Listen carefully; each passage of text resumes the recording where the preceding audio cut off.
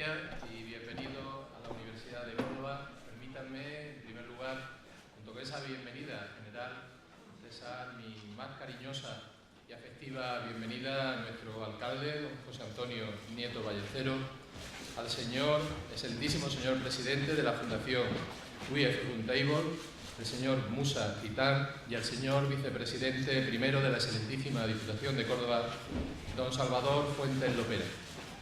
Para la Universidad de Córdoba es un auténtico honor, un auténtico orgullo albergar este encuentro del WIEF Roundtable y que sea además elegido por las instituciones, por las administraciones que organizan este evento, fundamentalmente Ayuntamiento y Diputación, ponen de manifiesto la colaboración entre estas instituciones. Pero no solamente el hecho de que alberguemos este encuentro, sino fundamentalmente el que colaboremos de una forma activa en él, con participación de distintos miembros de nuestra comunidad universitaria. Una comunidad universitaria, una Universidad de Córdoba, que, como saben, dentro de los paradigmas, dentro de los modelos españoles, pues una universidad de tamaño medio, una universidad de unos 20.000 estudiantes en total, con 3 campus que se vertebran a lo largo del río Guadalquivir, igual que la ciudad vertebrada a lo largo de ese río, y con una enorme tradición investigadora, como no podría ser de otra forma, en una ciudad como Córdoba. Una universidad que es la primera en Andalucía, según los últimos datos, la primera universidad andaluza en investigación, una de las primeras universidades españolas en investigación, y donde destacan sobre todo en el campo de la agronomía, de la biomedicina y de la ingeniería y las ciencias de la comunicación.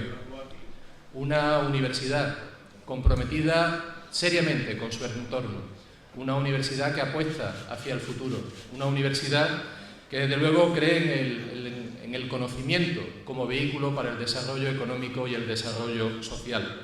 Y no en vano lideramos, y prueba de ese compromiso es liderar el Campus de Excelencia Internacional en Agroalimentación de Andalucía, junto con otras 4 universidades andaluzas, liderar la red de Campus de Excelencia Agroalimentario a nivel estatal, a nivel español, y participar junto con el Ayuntamiento, la Diputación, el sector productivo y el Ministerio y la Junta de Andalucía, participar en una fundación como es Agrópolis. En definitiva, creemos que la Universidad de Córdoba es una universidad moderna, una universidad competitiva, una universidad que mira al futuro, y todo ello en una ciudad llena de tradición, llena de cultura. Les deseo a todos los que participan en este encuentro mi más ferviente estancia, que tengan una feliz estancia, que aprovechen todas las ventajas que se ofrecen a la hora de la búsqueda de esa colaboración en el sector empresarial, y desde luego tienen a su disposición todas las instalaciones de nuestra universidad. Muchísimas gracias.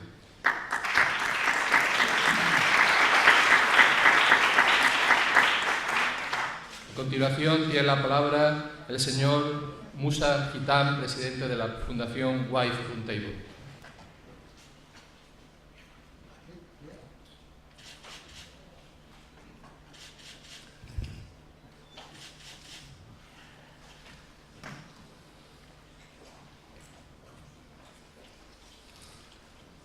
Assalamu alaikum, buenos días.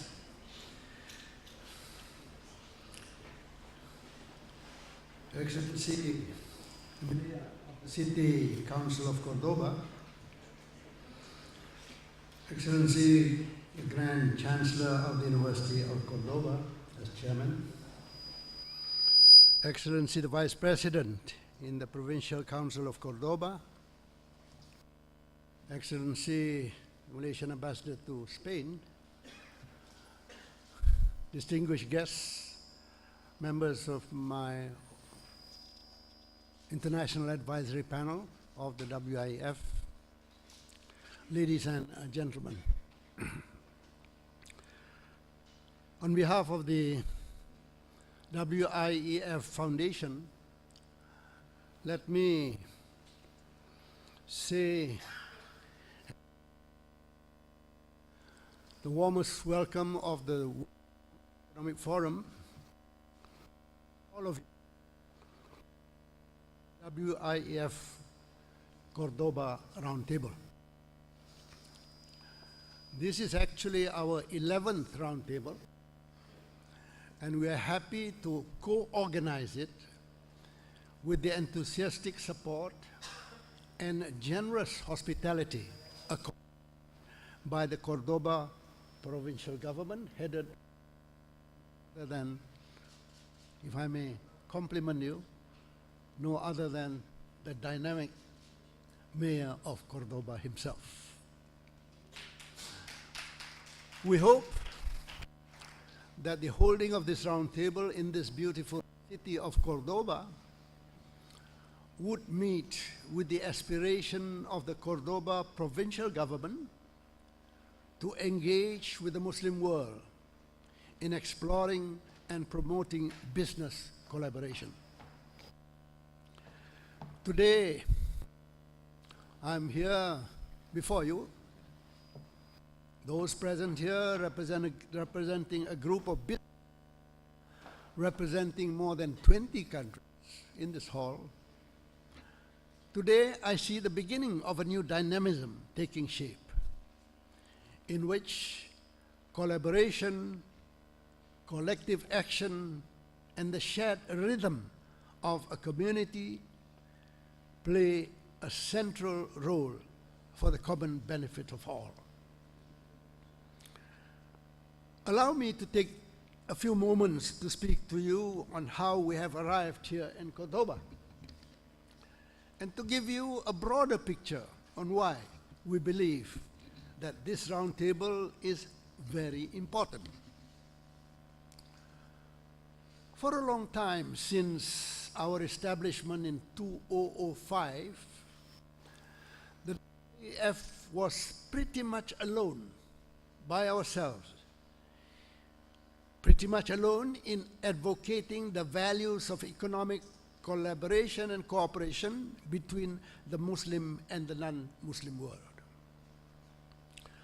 However, over the last few years, our dedication to the cause had finally gained momentum as we widen our reach to extend our programs and activities in more and more non-Muslim countries in Asia, in Africa, and in Europe. In 2012, our debut in London to organize a dedicated roundtable provided a useful platform for the two seemingly dissimilar communities to foster understanding and promote the exchange of ideas and meaningful business contacts. The London Roundtable paid for the convening of a hugely successful 9th World Islamic Economic Forum a year later in 2013. And the subsequent issuance of the UK of its first sovereign sukuk worth £200 million.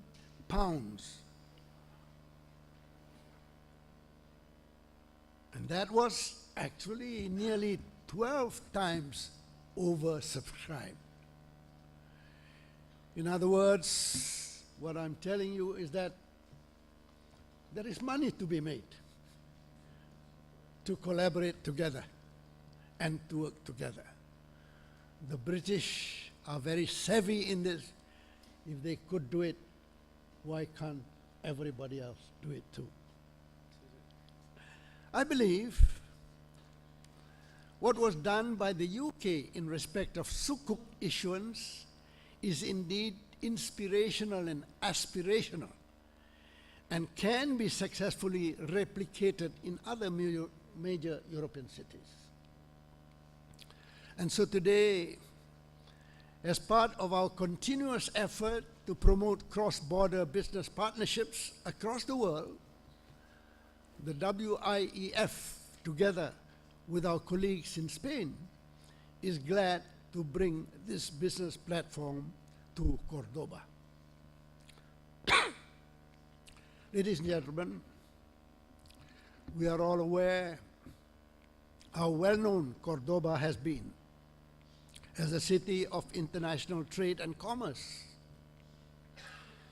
If we look back at history, Cordoba and the region of Andalusia were already serving as an important economic transit from the 10th to the 12th centuries, through which the commercial connection was stretched across the border between the Muslim East and the Latin West. Cordoba was also one of the greatest cities Europe have ever had, a cultural and commercial center of the first order, a gateway between the Muslim and the non-Muslim worlds, giving passage and refuge to diplomats, scholars, and merchants alike. Cordoba's historical splendor was indeed a clear case of what could be achieved through collaboration and tolerance. Despite cultural differences, the inhabitants of Cordoba, especially within the merchant population, were bound to each other by ties of trade, cooperation, and partnerships, which played a key role in sustaining the social and economic order in the region. In this regard, I must applaud the Cordoba provincial government's current vision to regain the commercial status that it once enjoyed, and to provide the necessary enabling environment where Muslims and non-Muslims can again collaborate harmoniously in the field of trade, business, and investment. We are living today in a world whose economy has become increasingly vulnerable to uncertainty, to instability, and crisis. As such, destructive competition will bring no good to our economic well-being. Collaboration should therefore be the key word. It is imperative that we rediscover the power of collaboration so as to reshape the narrative on how we do business with each other and build a coherent economy that is not only inclusive but equitable and sustainable. Today's roundtable is momentous. We have the right venue and the right platform where participants would be able to engage in robust discussions and to benefit from the insights, experiences, and best practices of experts and industry leaders in the field of halal economy, including halal tourism, a huge potential for Cordoba, and investment whose tremendous potentials in the region remain largely untapped. I'm confident that the discussions that will take place, including the business links and personal relationships forged during the roundtable, would put all role players and participants in good stead in developing mutually beneficial long-term business partnerships in the years ahead.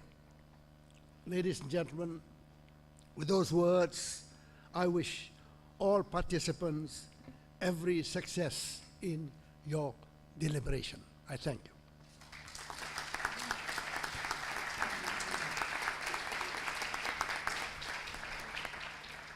Thank you very much to Musa Hitam. A continuación tiene la palabra Salvador Fuentes Lopera, vicepresidente de la Excelentísima Diputación de Córdoba. Buenos días, muchas gracias, rector, excelentísimo rector de la Universidad de Córdoba, alcalde de Córdoba, querido amigo Tom Musa Hitam, embajador de Malasia en España, presidente de la Cámara de Comercio, Rafael Nava, teniente de alcalde del Ayuntamiento de Córdoba, Nicolás de Bari, su delegado de Defensa, empresarios y personas que ayer tuvieron la oportunidad de pisar tierra en Córdoba y al cual tuvimos la idea de intercambiar impresiones con ellos en la Diputación de Córdoba. Espero que la estancia de esta noche haya sido adecuada y confortable. Lo decía, y yo creo que con muy buen criterio, Musa Gitán, cuando hablaba de la oportunidad que tiene Córdoba al configurarse como un gran zoco mundial en lo referente al mundo islámico y a atraer a Córdoba una oportunidad que para nosotros es histórica. Yo creo que concentrar en Córdoba tanto esfuerzo, tanta colaboración, tanto trabajo, tanto intercambio y tolerancia viene muy bien a la relación existente entre lo que ha sido y es esta provincia y esta tierra con el mundo islámico. Estamos hablando de 1.500 millones de musulmanes, estamos hablando de una tierra que tiene su historia arraigada en esa historia, y aquí hay que plantear también a Córdoba como la apertura de Asia, África y Europa a ese WIEF que tanto está aportando a la colaboración y al negocio. Ayer lo decía don Musa con mucho criterio y con mucho rigor, ¿no? Lo que nos une, lo que nos trae a Córdoba es el convenio, el negocio y las inversiones. Y repetía negocio, negocio, negocio. Y yo creo que esa es la clave que nos une aquí. Aprovechar todo lo que supone para Córdoba la cultura halal, aprovechar las potencialidades que tiene esta tierra y sobre todo la oportunidad que nos dan de intercambiar expresiones e intercambiar impresiones, intercambiar también nuestra colaboración y abrirnos al mundo entero como lo que somos. Un lugar de encuentro, un lugar de paz, pero también un lugar económico donde se puede hacer negocio, donde se pueden atraer inversiones y, cómo no, también se puede hablar de empleo y de riqueza. Muchas gracias.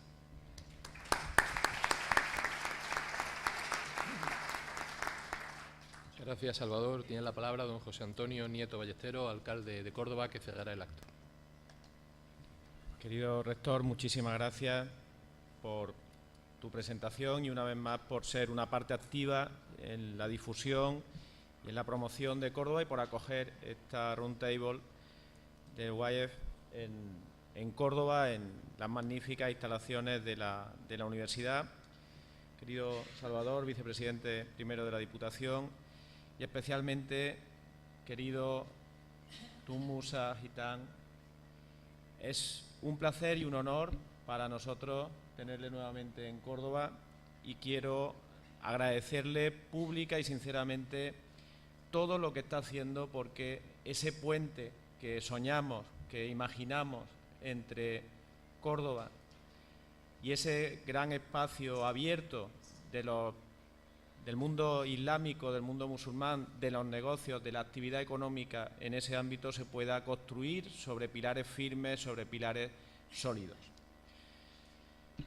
Para quien conoce al señor Musa Gitán, no hace falta ninguna aclaración. Para quien participa en esta roundtable desde España, desde Córdoba, sí me gustaría hacerle algunas matizaciones. Estamos ante una de las grandes figuras de la política en Asia, en concreto en Malasia. Ha sido viceprimer ministro en Malasia y ha ocupado las carteras de Interior, Educación, Industria Primaria, Comercio e Industria. Ha tenido un papel importantísimo en las relaciones comerciales de su país, de Malasia, con Europa, con Estados Unidos y con Japón. Tiene una probada y acreditada formación universitaria y es profesor adjunto en la Universidad de Harvard. Pues todos esos títulos, toda esa experiencia ha hecho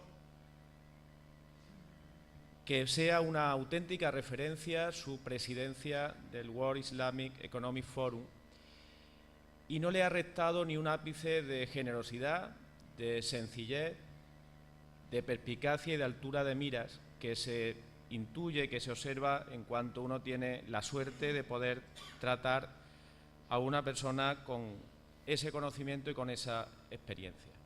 Por eso quiero, en nombre de la ciudad de Córdoba, agradecerle su primera visita agradecerle ese compromiso con la ciudad de Córdoba que en su día manifestó y que lo haya cumplido de la forma que hoy estamos viendo inaugurando esta Roundtable.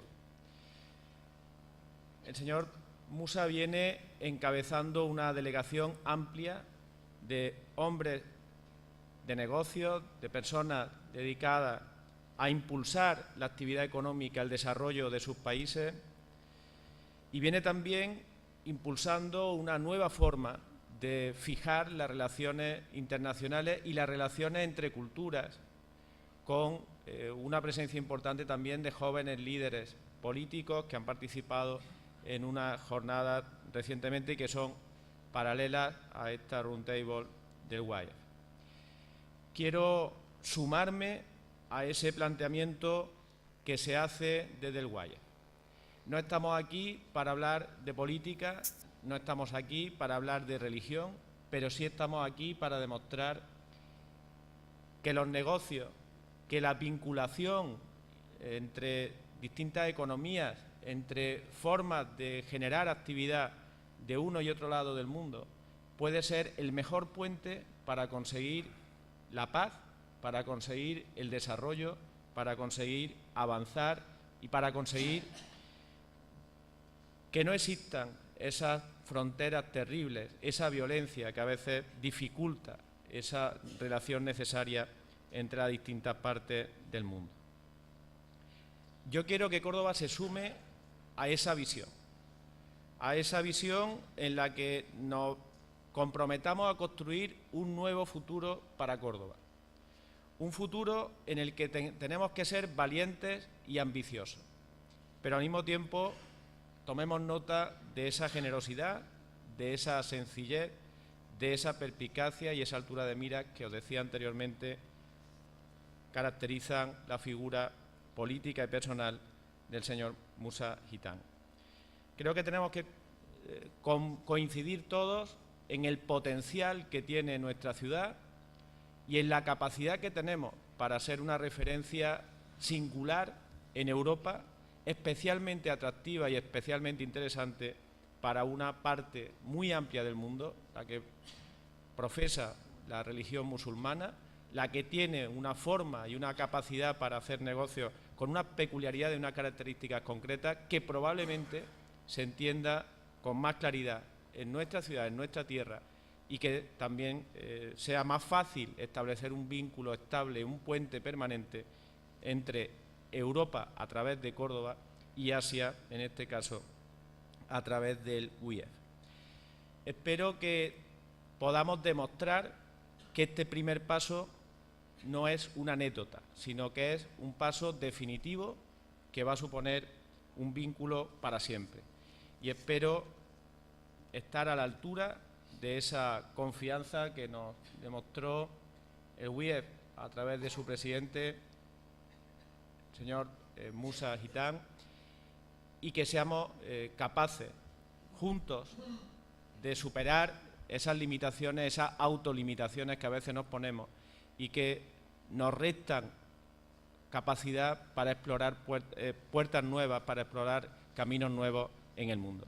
Córdoba fue una referencia, fue la capital del mundo en el siglo X y hoy, 11 siglos más tarde, casi, tiene el derecho para reclamar un espacio distinto, un espacio nuevo, un lugar propio en el mundo, vinculado a nuestro pasado y a nuestra historia, pero con una ansia nueva y renovada también de ganar su futuro. Bienvenidos a Córdoba, gracias por participar en este evento, ánimo para conseguir importantes avances en esas relaciones y ojalá que seamos capaces de vernos muchas veces a lo largo del tiempo en ese reto de establecer los puentes que unan las distintas partes del mundo. Muchísimas gracias.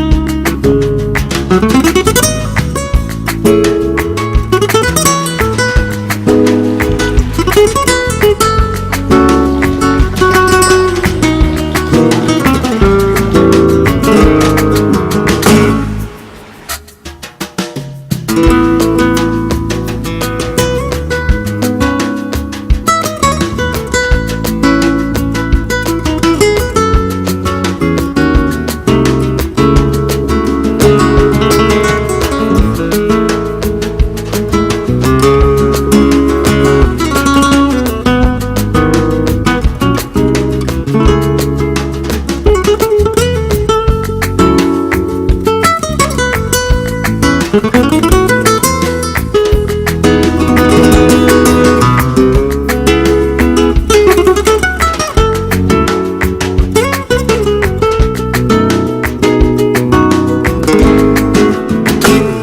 a mi corazón la primavera con un suspiro de pasión y que me lleva a sentir cuando se abre la flor todo lo que viví por un beso de amor recordándome a ti. Primavera de amor, donde más brilla el sol y un cielo bañado de luz con agua de manantial, primavera en el sur.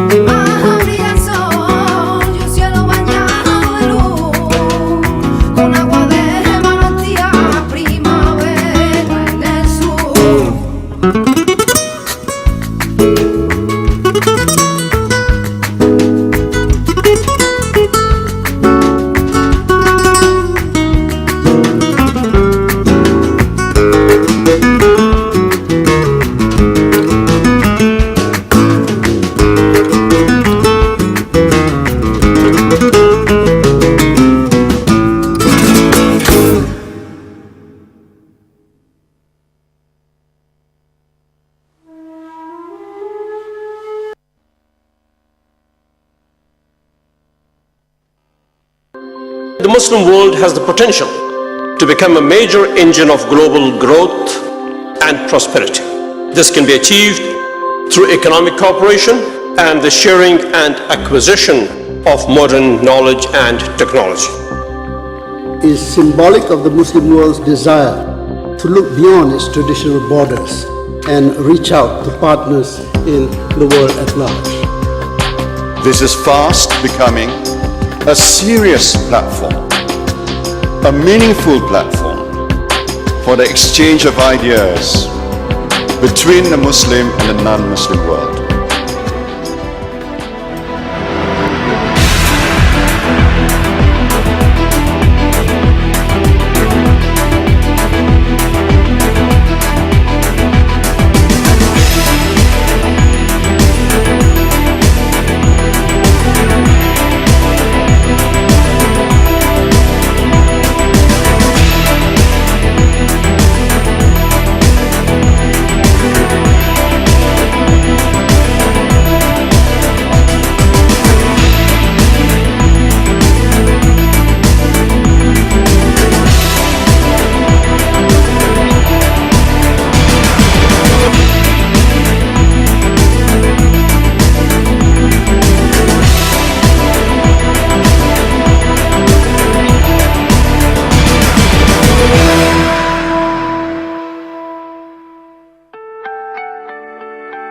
The world is shrinking, The world economy is expanding, and an on-the-line presence is critical for businesses these days.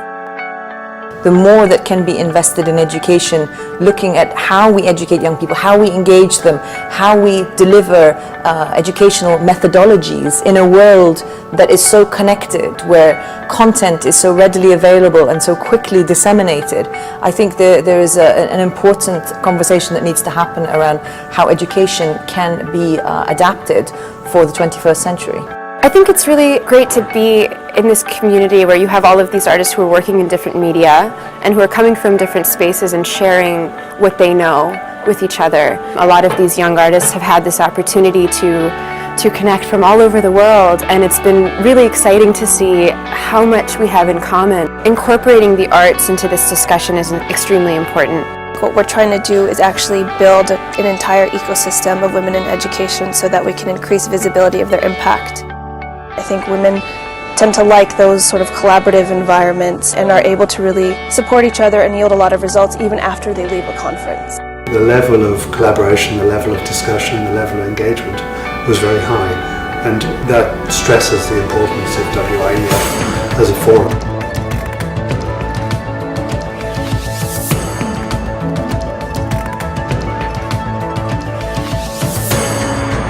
Because WIEF brings so many people from across the world, it's actually the perfect forum to meet people who could then take it back to their country and see if there's interest. The WIEF can actually be a bridge, an accelerator, a cultivator of these ideas, of these thoughts, so that people and ideas and values can connect. So I think both from a content and a networking and just a general opportunity, this has been an excellent platform, and we're very grateful for the opportunity to be here.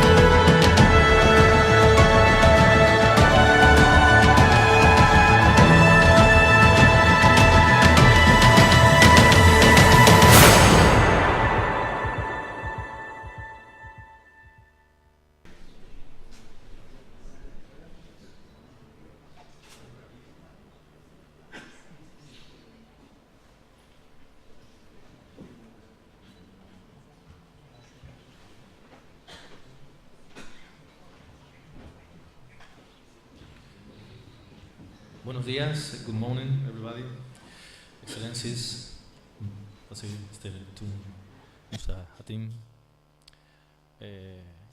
amigos todos. Let me speak in Spanish. Buenos días, como digo, y bienvenidos de nuevo a la Universidad de Córdoba, como miembro de ella que soy, y de verdad que espero que su estancia en esta ciudad, en esta bellísima ciudad, les haga sentir como en casa, además de que sea muy fructífera para todos ustedes. Me corresponde presentar a los dos conferenciantes que a continuación van a intervenir, los profesores Manuel Alejandro Cardenete y Enrique Quesada Moraga. En primer lugar va a intervenir el profesor Manuel Alejandro Cardenete, catedrático de Economía Aplicada de la Universidad Loyola Andalucía, de la cual también es director de departamento. En la documentación tienen un perfil biográfico en el que se incluye muchísima de su amplia trayectoria, muy relacionada siempre con, obviamente, con su campo, la economía aplicada y las inversiones. De hecho, ha trabajado también como investigador en Estados Unidos, en Illinois, en la Universidad Autónoma de Barcelona, si no recuerdo mal, y ha actuado también como asesor y economista en la Comisión Europea y en muy diversas instituciones. Por supuesto, también ha ejercido como profesor en distintas universidades, Pablo de Olavide, Huelva y muchas otras. La conferencia que el profesor Manuel Alejandro Cardenete va a impartir se denomina Spain and Córdoba, Economic Landscape and Investment Opportunities. Córdoba y España, panorama económico y oportunidades de inversión. Y sin más tiene la palabra el profesor Manuel Alejandro Cardenete.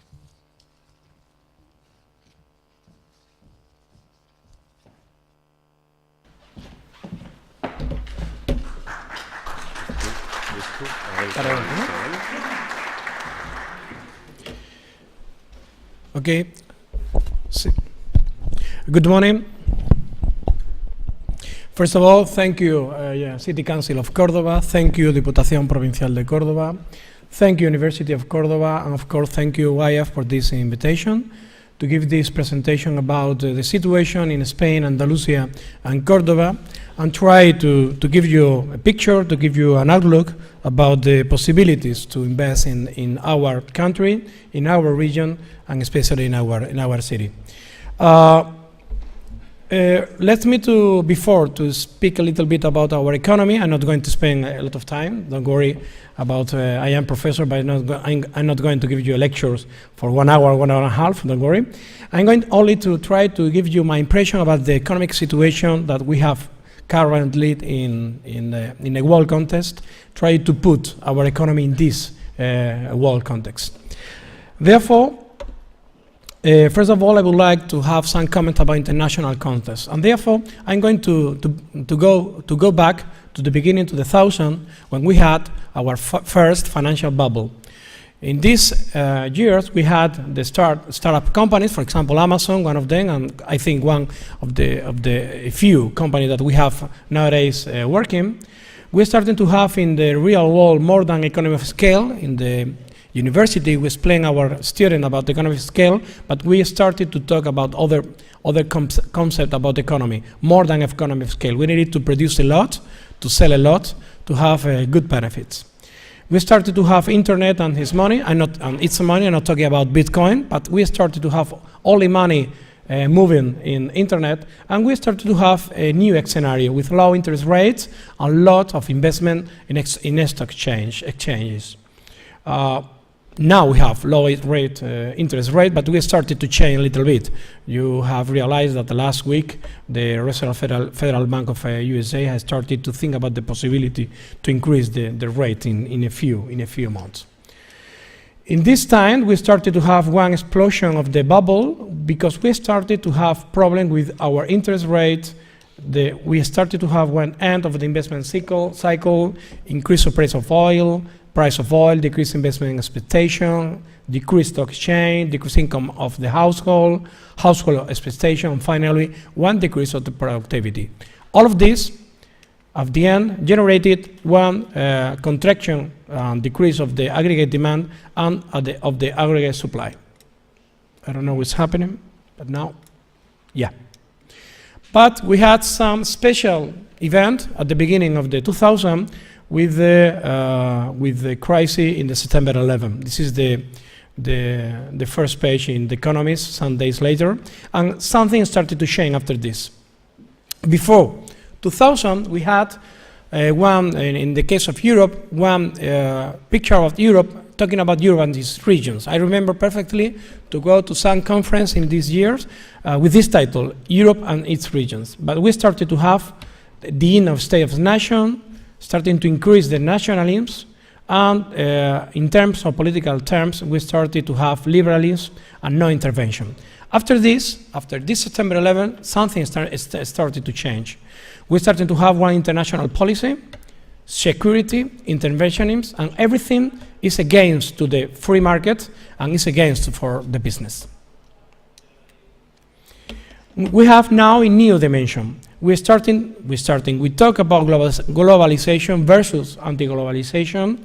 Internet is only a way. It's only a way. It's not the final of the economy. And we're starting to have international conflict, and we need intermediately presence. I'm not going to talk the problem in North Africa, but we are waiting for some immediate presence to try to avoid problems. We have problem with the neo-diplomacy. The role of USA, the roadmap of the whole Europe, everything is not just defined, and we need to define what to do in the future. Talking about the economic environment, we have danger about the rising oil prices. We have started to increase the oil prices. We have returned to Keynesian policy. Keynes was dead some years ago, but we started to put Keynes again on the table, trying to impulse this kind of Keynesian policy to try to impulse our aggregate demand in our economies.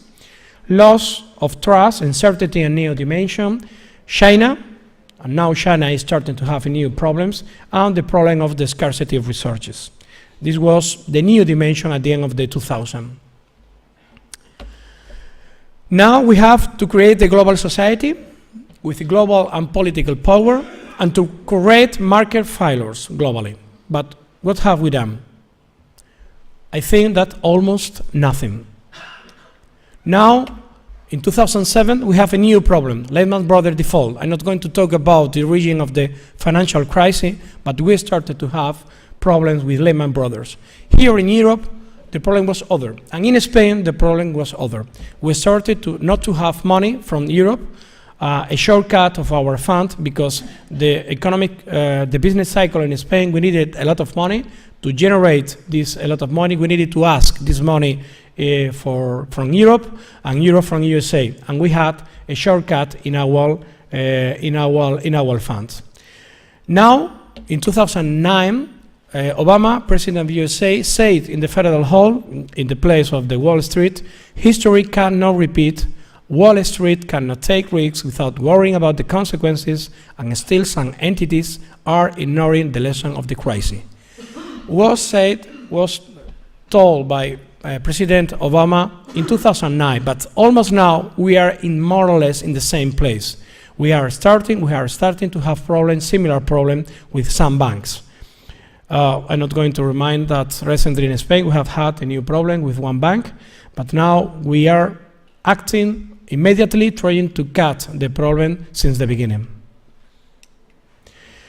Which have been the cause of the crisis?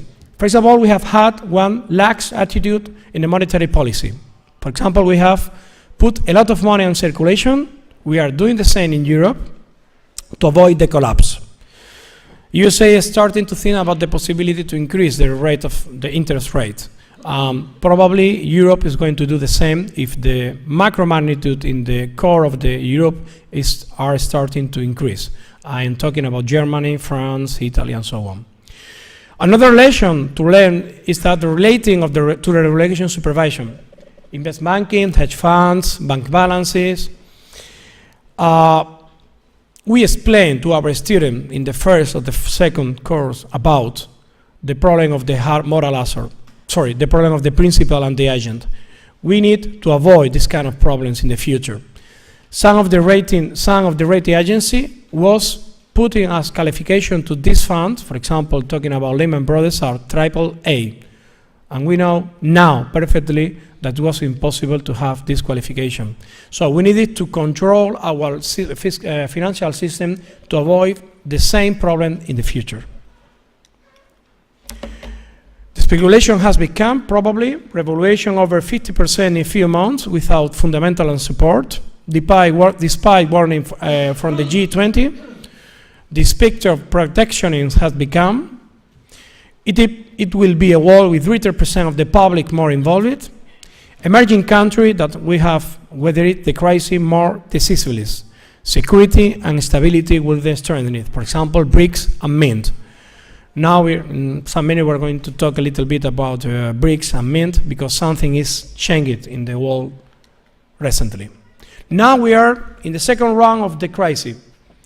We are starting to avoid the crisis, but we have some problems on the table. The Greek default, we have this problem in Europe. Last week I was writing one paper for a journal in Spain talking about the possibility of one Greek default. And my opinion is that for Europe, at the end, is going to be nothing. Greece is almost out of the European Union in economic terms, and at the end it's not going to be a problem for Europe. We have, it is true, low growth rate in European Union, but we're starting to increase our growth rate. We have low growth for BRICS: Brazil, Russia, India, China, and South Africa.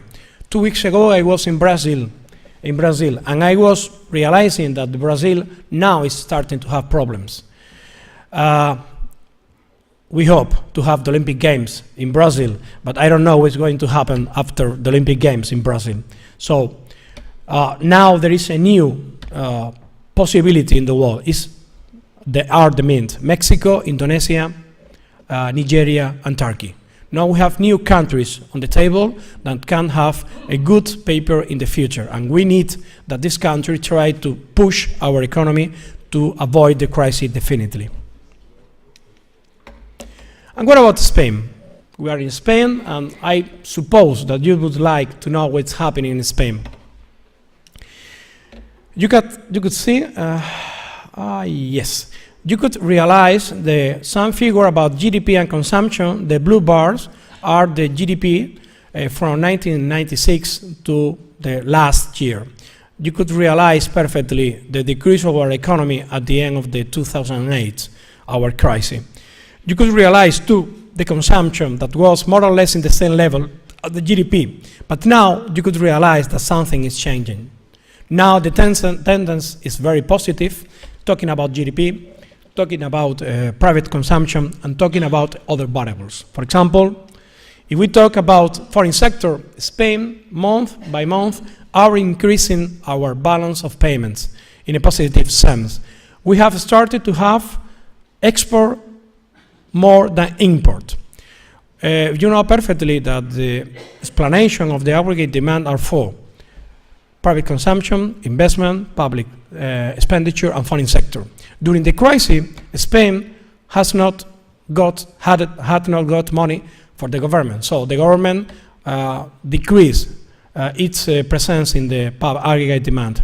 About investment, we had the same problem: no money, no funds from Europe and from USA, so no investment. And the consumption was decreasing since the beginning of the 2007. So the best behavior of our economy was the foreign sector. In other case, if we had not this behavior of the foreign sector, we had more problems than we had nowadays in our economy. In fact, one of the explanations why Andalusia and Spain are starting to avoid, to jump, to forget the crisis has been the foreign sector.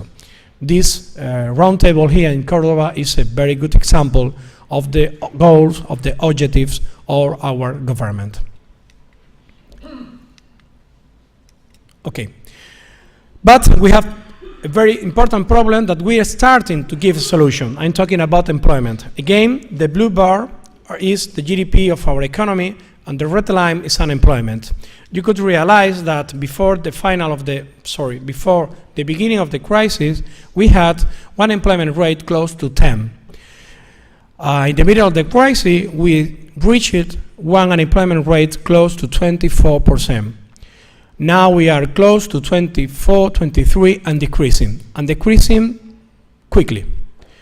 There are some forecasts about our employment rate, and we are sure that in a few years we are going to avoid this problem talking about unemployment. It is true that it's not real unemployment. I mean, if we use other type of statistics, including the black market or other type of markets, the unemployment rate in Spain is so different, but the real figure is close or around 20%.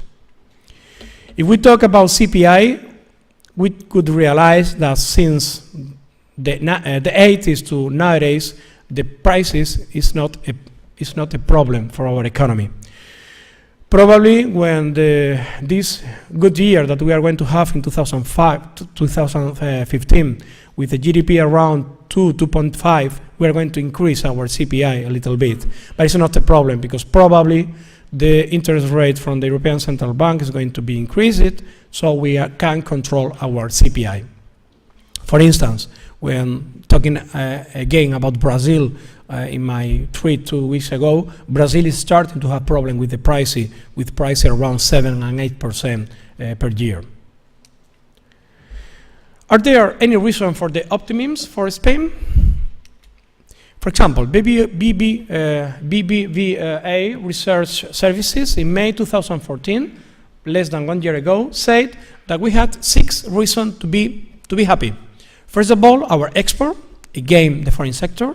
Second point, more saving and financial wealth. We had starting to receive money from the rest of the world. We had starting to receive funds from the rest of the world. We had starting to receive investment from the rest of the world. Less financial stress.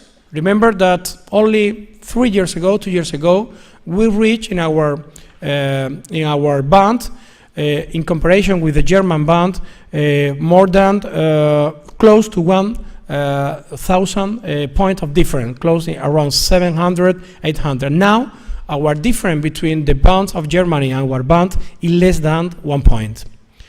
Investment starting to grow. We increase our credit flows, and we started to have 1 year ago, less than 1 year ago, new prospects for the labor market. And what about the forecast? Here I'm going to show you our forecast developed by the Economics Services Study of Research of University Loyola Economy Outlook, presented only 1 month ago. And there are some previous remarks. We have this scenario. Decline in oil prices is very good for our economy because we have a very high dependence of the talking about energy. The depreciation of the euro against the dollar is very good for our export. You know perfectly that we have 1 euro close to $1, and it's very good for our export, and we don't incentivize our import, of course. So the value of payments is going to be very, very positive. The growth of some economies such as the USA, we have a very high dependence of the core of the European Union, France, Germany, and USA too, and these economies are starting to increase their GDPs. There is a decrease in the tension from the Russian conflict. We have, for example, in Andalusia, a very high dependence of the Russian economy, talking about tourists, and now it's starting to be more relaxed. And there is a very positive expectation from consumer. I don't know if you know, but I'm going to tell you that in 2015, we have starting to have a new income tax, and now there is a decrease of the income tax, and we have more money in our pockets. So we are starting to have more consumption, and now one of the very important and key variable of the aggregate demand is starting to be increased. I'm talking about the private consumption. So you can realize this difference in this table. In our forecast developed in 2014 in November, the forecast for 2015 for Spain was around 1.7. Last month, in our revision, our forecast is around 2 points. On the table, there are other services that are starting to see that we are going to increase our GDP in 2015,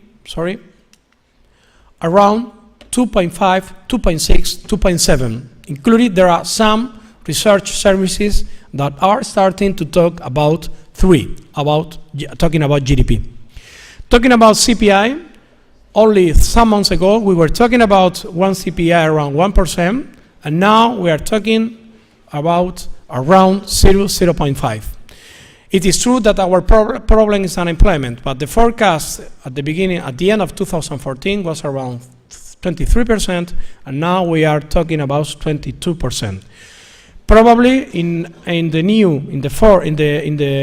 the next revision of our forecast before summer, probably we are going to increase the figure because everything is starting to be better than the month before. I'm talking about Andalusia. Again, at the end of 2014, we were talking about one growth, talking about our GDP around 1.7. Now we are talking around 1.9. Talking about CPI, the same behavior, one CPI close to 0. And talking about unemployment, we started to talk about 33, 36, and we're starting to talk about 33. Probably less than 33 in the next revision. And Cordoba. Here you could see one figure from the economic activity. Sorry, it's in Spanish. It's from Analistas Económicos de Andalucía, but you could realize from 2004 to 2015 that the first tendency was a negative tendency, talking about economic activity, but since the beginning of 2010, we have started to have other tendencies in our activity in Cordoba. About some figure, our forecast for Cordoba is that Cordoba probably is going to have in this year one GDP around 1.4. We are going to have a control of prices around 0.5. The unemployment rate, it is true that could be 33, but decreasing. The tourist demand is increasing more than 23% in respect to the last year. And talking about the balance of payment, the result from 2014 is that there has been one increase of the balance of payment for more than 18.5%, positive balance of payment.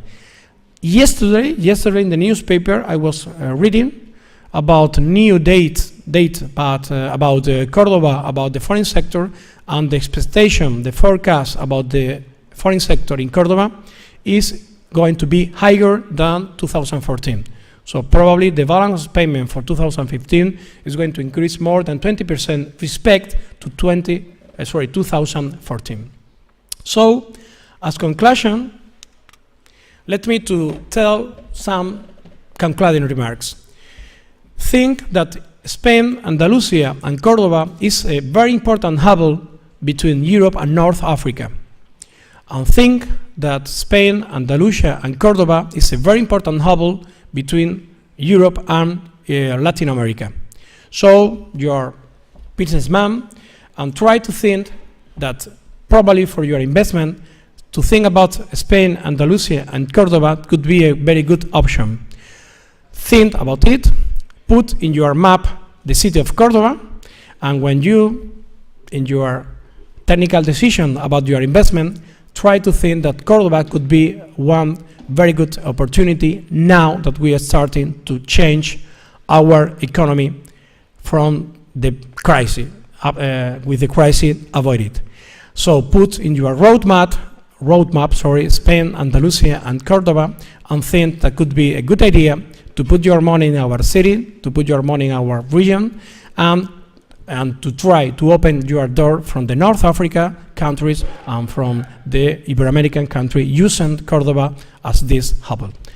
That's all, and thank you very much for this presentation.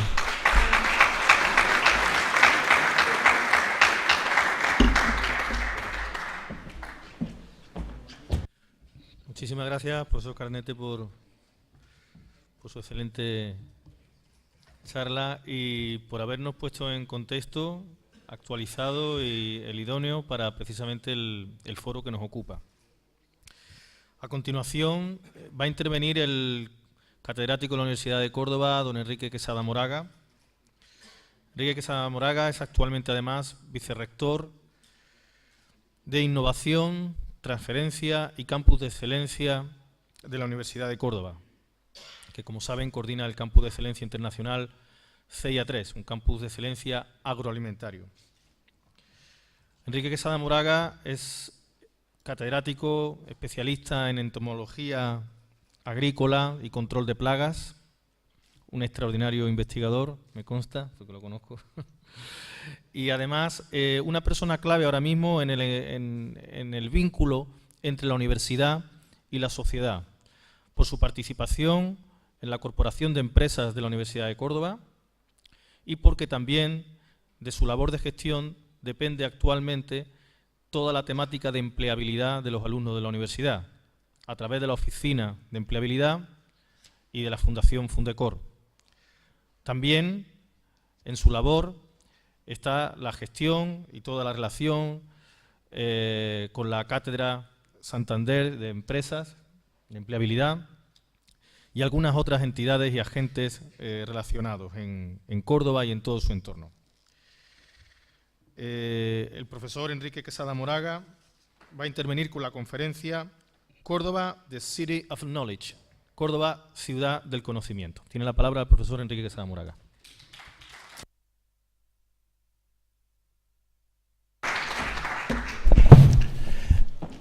Good morning, ladies and gentlemen, excellencies. Thank you so much to WIEF, to the Cordoba Town Council, to the Cordoba Council, and to all the organizers for allowing me try to put on the table something complementary to the excellent presentation of Professor Cardonete.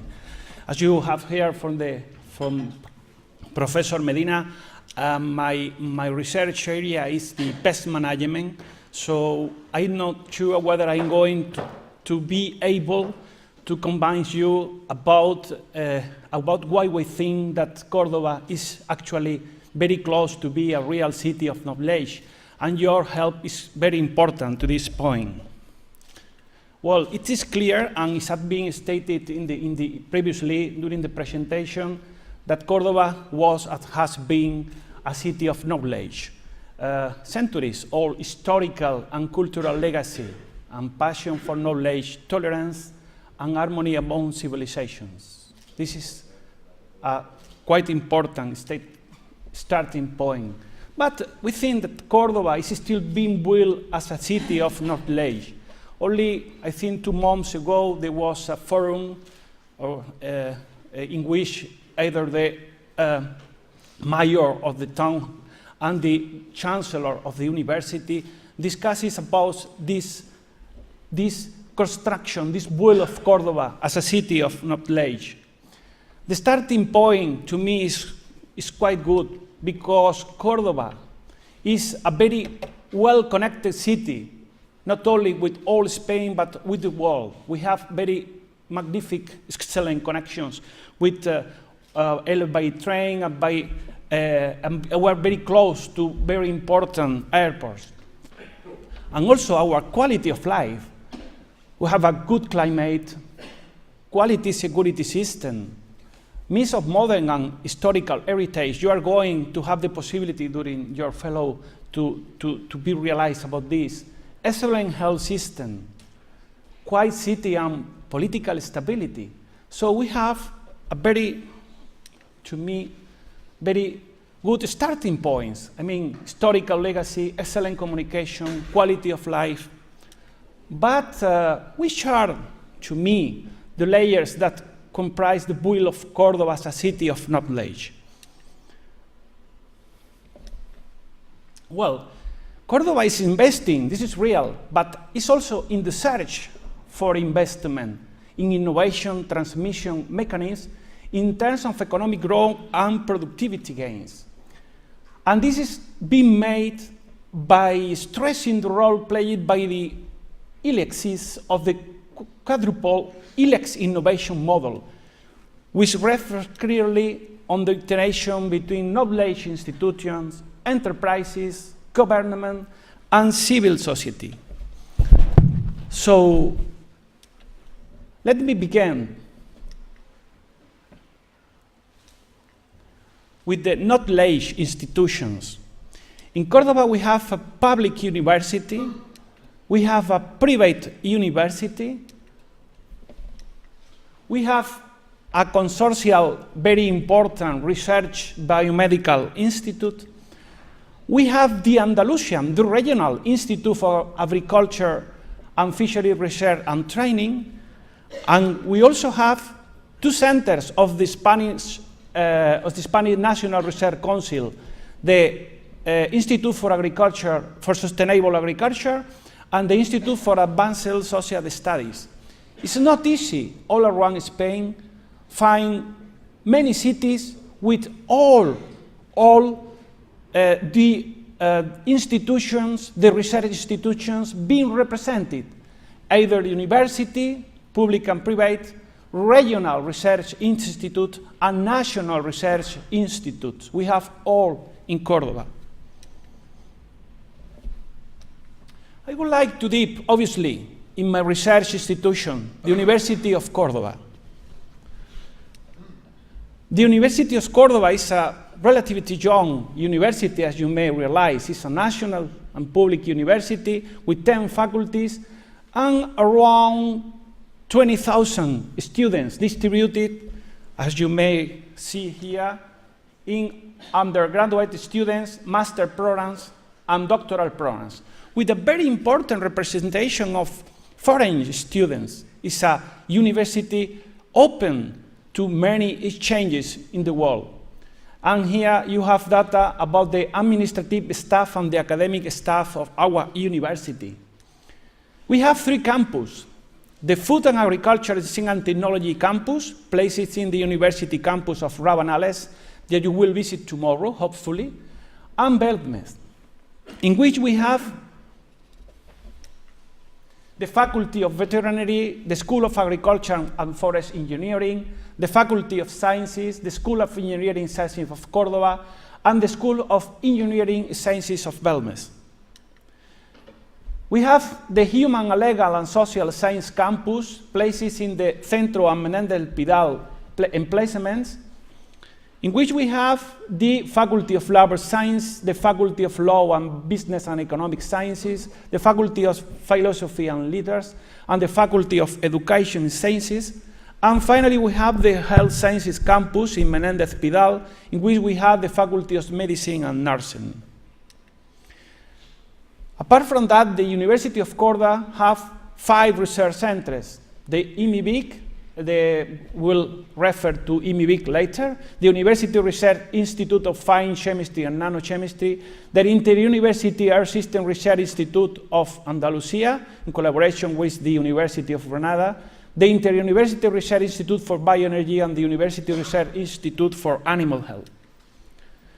We have international partnerships, as you can realize, with many universities in Asia, Europe, North and South America. We have around 46 master courses, 12 doctoral programs, and 16 dual programs with many countries around the world.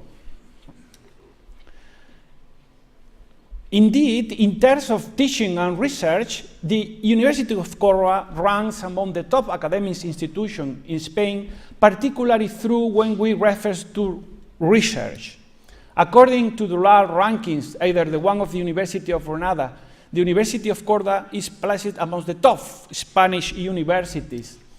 In particular, it's the first Spanish university in agricultural sciences, and it has very good position in other scientific fields and disciplines. Indeed, we are the first Andalusian university in terms of scientific productivity, a quite important point that is necessary to put in the table, according to the BBA EU ranking. So it seems that the University of Cordoba is providing, together with the other institution I have named before, a good starting point in terms of knowledge institutions. But the interaction between the university and both the industry and business is of paramount importance in enhancing learning, research, and the mutual relationship with the society. In addition, this interaction needs to occur across the broad spectrum of industry and business, and should not restrict to major industry sector, therefore spreading to the society. Indeed, in Cordoba we have around 2,100 companies, all in the capital, of which 1,400 companies export their products worldwide, with 2 billion euro exported in 2013.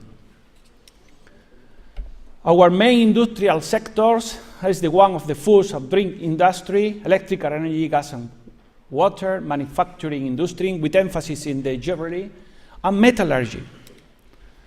Agriculture, tourism, and commerce are the main economic activities in Cordoba.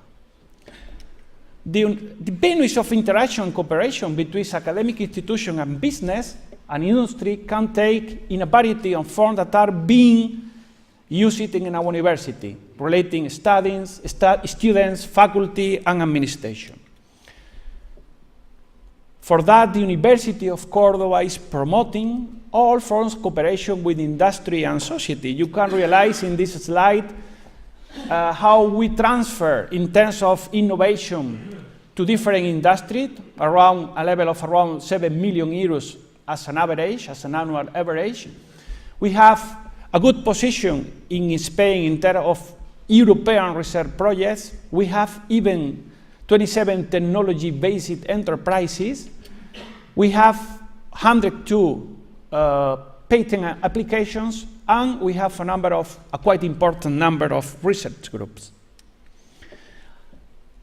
In addition, the University of Cordoba is organizing more than 2,000 student practices in enterprises, administration, social organization, and so on.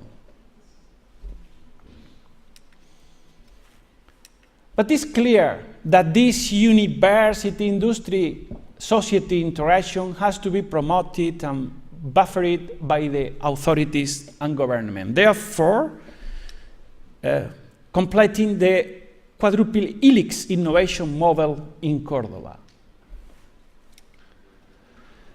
In this way, the University of Cordoba devotes a continuing effort to extend the relationship with the industry, society, and authorities, as revealed by 3 UCO-promoted important projects, IMIBIC, CEIA3, and Rabanales 21, that I'm going to detail a little bit. The IMIBIC is a health research institute founded 5 years ago, in which we can realize this collaboration. This is an institute promoted by the Regional Ministry of Health, the Regional Ministry of Economy, Innovation, Science, and Employment, and the University of Cordoba, the quadruple helix working. This is an institute that works in collaboration with the University of Cordoba and one of the most prestigious hospitals around Spain, the Reina Sofia University Hospital. And the main objective of IMIBIC is just to become a benchmark research center in the region and the whole country. It's one of the main aims is to promote a multidisciplinary biomedical environment to support research projects. The Chancellor of the University, Professor Villamandos, has referred previously to one of the key projects in this quadruple helix system, that is the Agri-Food Campus of International Excellence, we name it CEIA3. This is the Agri-Food Campus is a joint initiative between 5 universities in Andalusia, Almería, Jaén, Córdoba, Huelva, and Cádiz. This is a project headed by the University of Cordoba.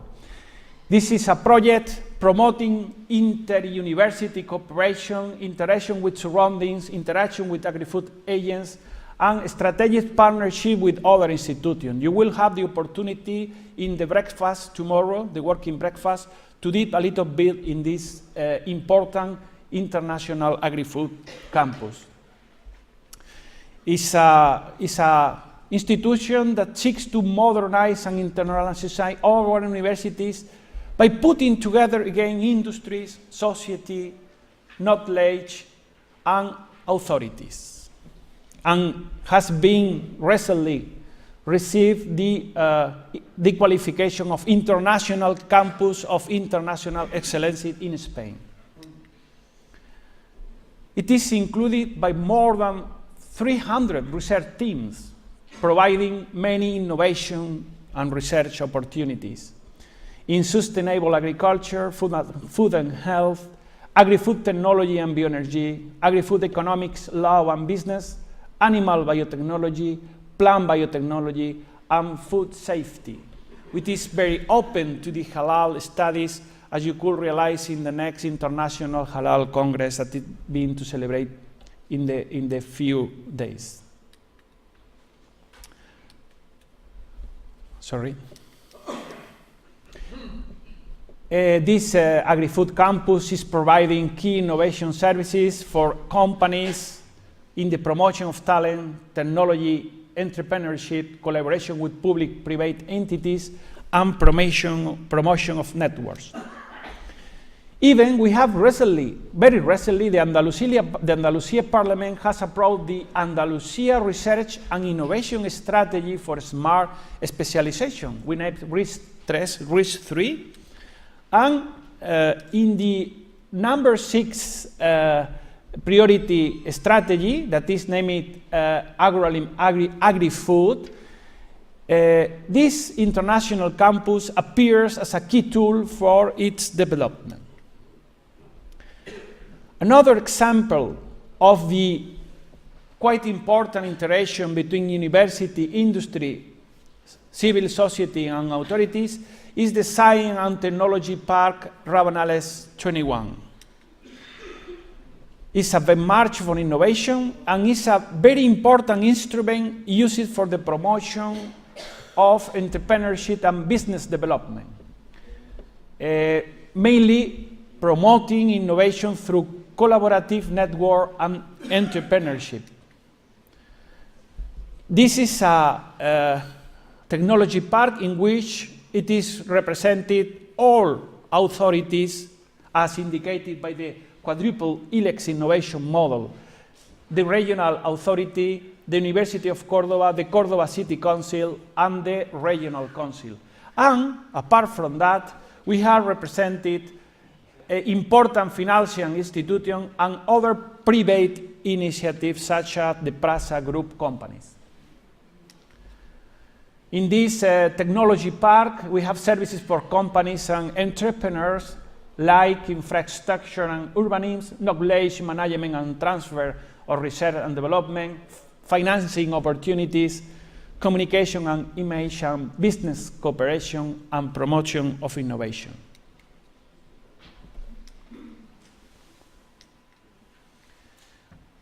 Nowadays, I think there are around 50 companies in this technology park with a prevalence of startups and technology-based companies in all the areas I'm showing you here.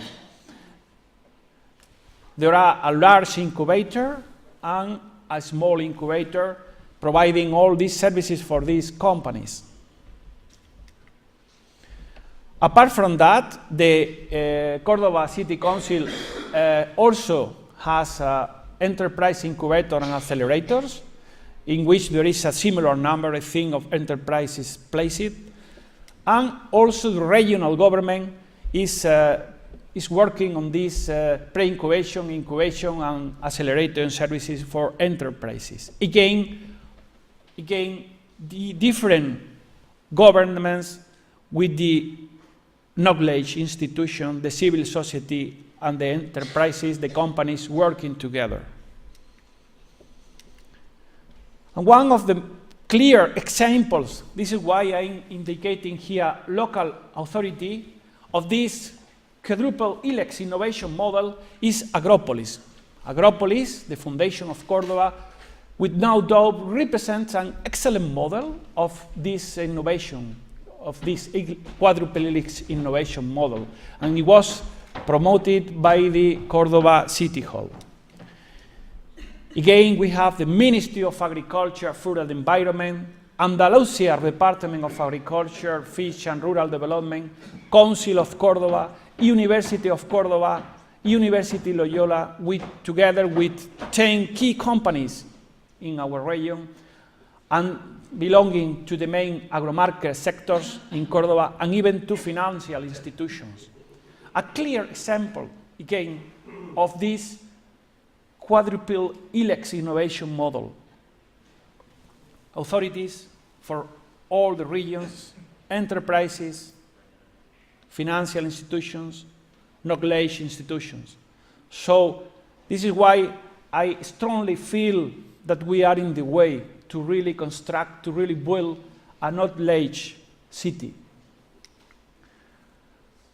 It's a foundation that coordinates, enhances the value of strength of activities and resources being currently developed and available in Cordoba, mainly related to the food and agriculture sector.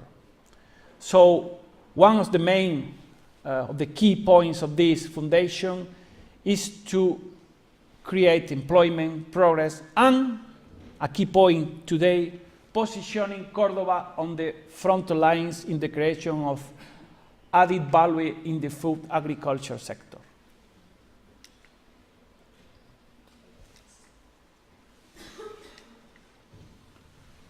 So this is a foundation that combines a range of producers, entrepreneurs, administration, and university with the specific purpose of organizing knowledge, business, initiative, and institutional and public participation in a unique arena for innovation and creation of value in the food and agriculture scene.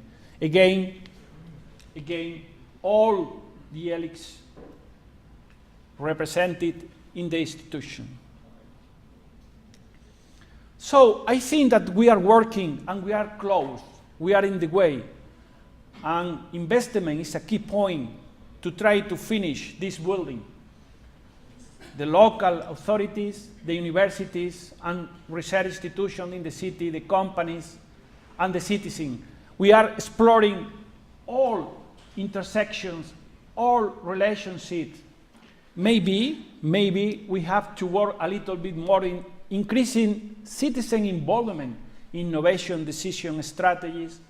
Maybe we could increase the role of authorities in the promotion of research and innovation smart strategies, to raise the stake of companies for innovation, and finally, better link university research to company and business demands. I would like to thank to these three people because the information provided from the Agri-Food campus, from Rabanales 21 and from Agropolis. And also I would like to thank a lot to WIEF. Well, I think we are very close to be the city of knowledge. And I will say Cordoba, what foreign investors look for, I think, Cordoba. Thank you very much.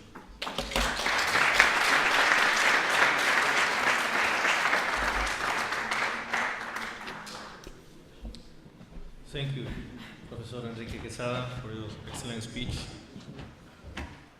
Well, we are really in time. I don't know, we have some minutes. If you want to, you have any questions or any comment, I think it's no problem. Okay, please.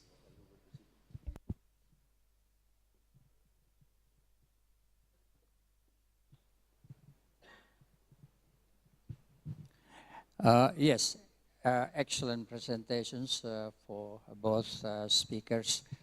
My name is Tandri Abeng from Indonesia. I am a member of Tun Musa Hitam's sort of international advisory panel. Now, on the knowledge first, I think we start with the knowledge. Very, very interesting. I think it's becoming more and more important that we pull together the corporate, the academia, the government, and the public. This is what we're trying to do in Indonesia. I have a university, Tandri Abeng University. It's 3 years old, but it was actually developed since 12 years ago. Now, although it's a new university, we are actually a business school. So we're actually focusing on entrepreneurial management. Because of that, two of the most reputable universities in Indonesia, one is Institute of Technology Bandung in technology, and one is Institute of Agricultural University in Bogor, are tying up with us. They won our entrepreneurial management sort of focus, and we won their agricultural technology and the general technology from Institute of Bandung. So this is a new idea, a new scheme. I'm trying to pull together the universities just like we can do it in the corporations. When I was, chief executive of many corporations, we're trying to pull together alliances. Now, I'm trying to do that as well in Indonesia. This is new. Now, within this context,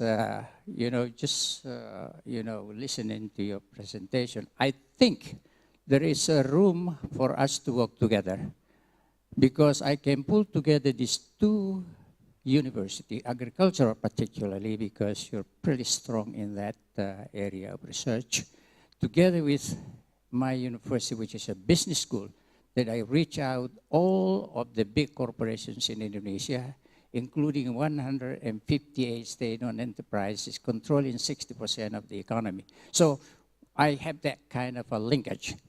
Now, a question is, of course, would you consider having some kind of alliances in particularly research and product development in agriculture, in, let's say, Indonesia.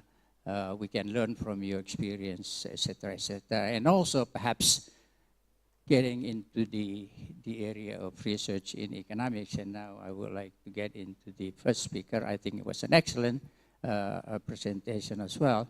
Question number one, now that you say there's this new mint, which is Mexico, Indonesia. So thank you for putting Indonesia, Nigeria, and Turkey. Yeah, could you give some elaborations of what have been the criteria for putting these countries into this new sort of paradigm, or whatever you call it? So that's number one. Second question. Although you are actually improving, your economic conditions is improving, particularly Spain and of course Cordoba, your unemployment rate is very high. How are you managing that? Even in our country, it's a social problem. So I don't know, how do you manage this? Thank you.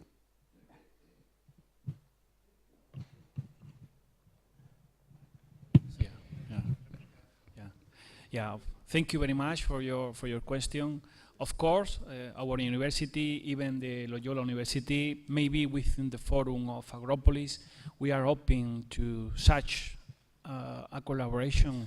Of course, I have shown how many bilateral relationship, but there is no doubt we are open to such. Even I thank you so much your offer. And apart from that, in terms of unemployment, it's curious because I will say that our students have most of our titulations have a very high rate of employment. I mean, we are producing quite very good engineer, graduate. So most of them probably have to work outside. So this is a pity, but this is important. Even under this system, we are producing very good graduate, master, and doctorates. I'm going to try to give a short answer about the mint. You know that before the crisis, we started to talk about the BRICS: Brazil, Russia, India, China, and South Africa. But some of these countries are not in the same situation that before the crisis.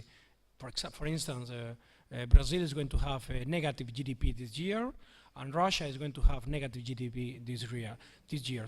So there are a new sense, new feeling that there are new 4 countries that perhaps could be the leader in this new age: Mexico, Indonesia, Nigeria, and Turkey.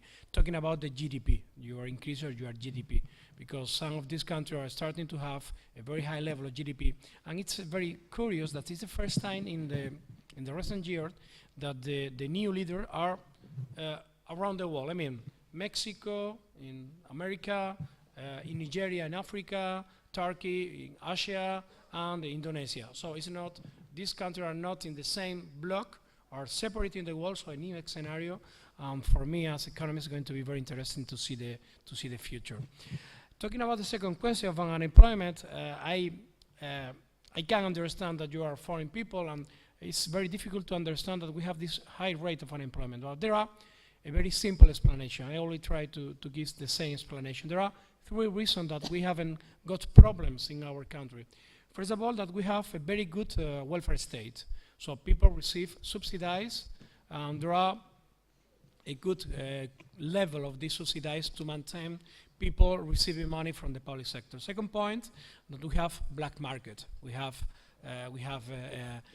Of course, there are people that are working, but they are not with contracts and so on. And there is the third explanation is the family. The family is very important in Spain. We are a Latin, a Mediterranean country, and the family is very important to try to cover people. Now we have some new problem. For example, people that went out from their family, trying to live alone, but now they haven't got employment, and they come back to their houses with their parents.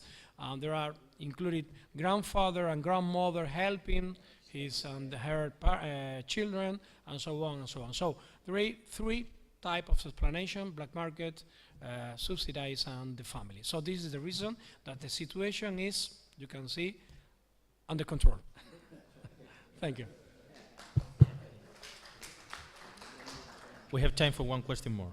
Okay, thank you. I'm from Bangladesh. I just wanted to ask you whether Spain is considering joining the Asian Infrastructure Bank, which is being floated by China, and whether countries like Spain, particularly with your long historical linkages with the Islamic world, whether Spain and particularly Andalusia can start looking east for your economic investment and trade, because we have a population of 1.5 billion from Morocco to Indonesia. Thank you. Thank you. Quickly again, our tradition in Spain was to see America, the same language. So, in fact, the big companies that we have now working in this area, talking about they are banks, infrastructure companies, and so on. We have a long tradition to invest in South America and Latin America.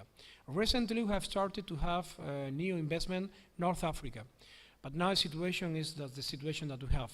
And recently, very recently, and here I think that there is going to have presentation talking about it. We're starting to see and to look East countries. And I think it's one of the future. Talking about again about university, we are starting to think about the possibility to send our students not only to USA, to our brother university as Fordham or Loyola Chicago or Santa Clara University or Georgetown, starting to think about our university that we have in the East country. So I totally agree with you, that could be the future. I'm sure it's the future. Thank you. Thank you for your kind attention. Now you can enjoy a coffee break, and after that, at 12:30, the roundtable will continue with the session 1, Prospects and Investment and Trade in Spain's halal industry. Thank you.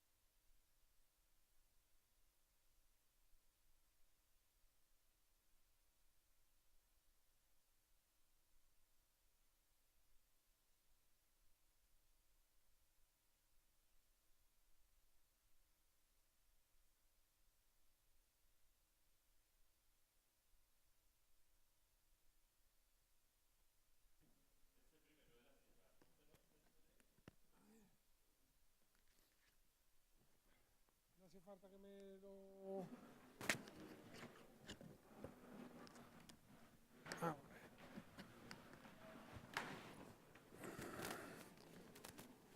A ver, sí, hola, hey, probando sonido, sí, hey, hola, 1, 2, 1, 2, prueba de sonido, ¿vale bien? ¿Va? ¿Cambio? Lo dejo tal como está, ¿vale? Sí, encendido, sí.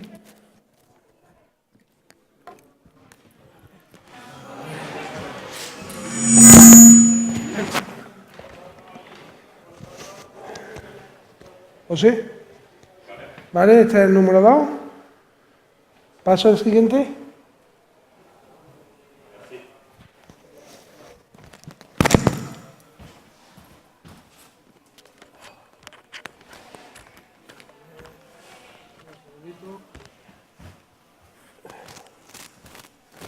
José, ¿qué tal? ¿Se me escucha? 1, 2, sí, ey, ey. 1, 2. Vale, va eso. Ey. Estoy hablando, sí. Hola, hola, 1, 2, 1, 2, ey. Probando sonido, 1, 2, 1, 2, 1, 2. 1, 2. Ah, vale. A la posición del micro, ¿no? A ver, ey. Hola, sí, sí. Hola, sí. Hola, sí. Hola. Hola, sí. Hola. Hola, sí, ey. ¿Cómo va eso? ¿Cambio? ¿Cambio, José? Cambio de micro. Porque por eso están las mesas. No, no, Iñigo, que yo que sé, que esto lo pinta que se puedan ver. Sí. Coger de las patas, coger de las patas. Vivo debajo ahí. Debajo, ¿eh?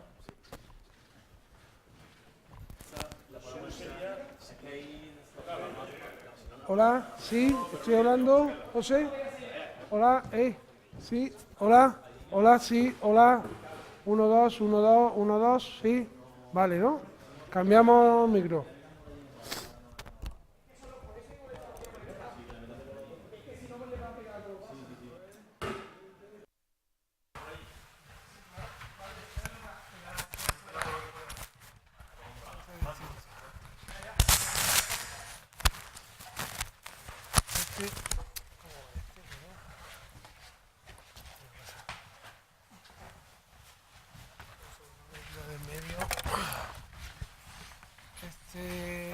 No es como la otra.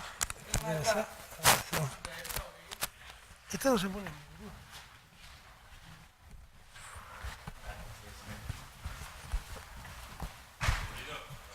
Sí, a ver si aprendo. Que este no es como el otro. Es distinto.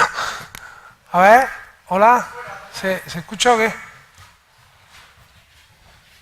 Hola, 1, 2, 1, 2, sí, ey. Hola, probando sonido, 1, 2, 1, 2, ey. Hola. ¿Vale, José? ¿Lo tienes? Se oye raro este, ¿no? Sí, sí, hola, hola, hola, sí, hola, sí. ¿Vale? Hola, sí. Para cambiar un poquito. Vale. Muy buena, Juli. Póntelo, póntelo. Ya está todo el copo. Vale, Buena, sí. buena, muy buena. Aquí estamos. Hola, sí, hola. Sí. José. Media de zurrapa y una... A ver, un poquito de por favor.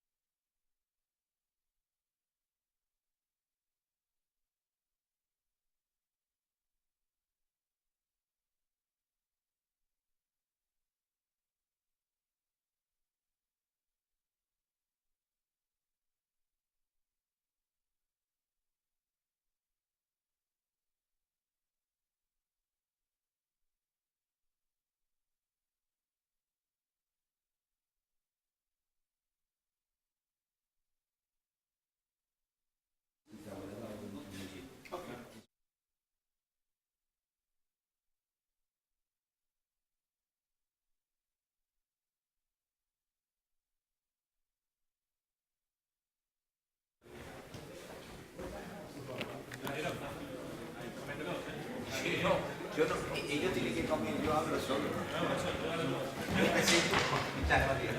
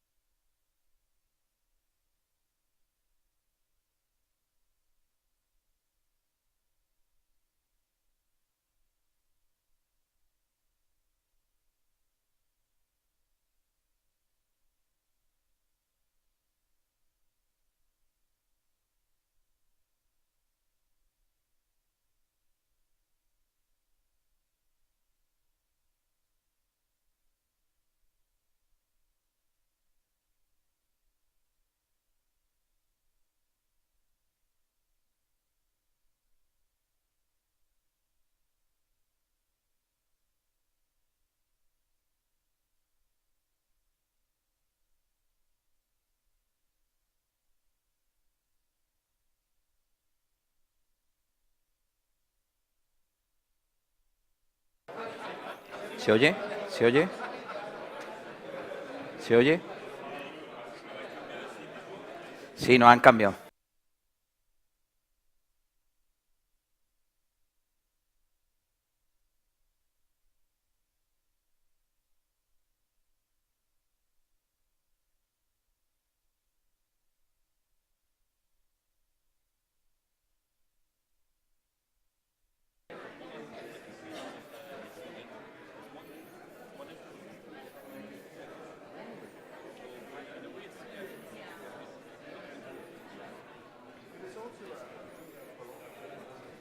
¿Se oye?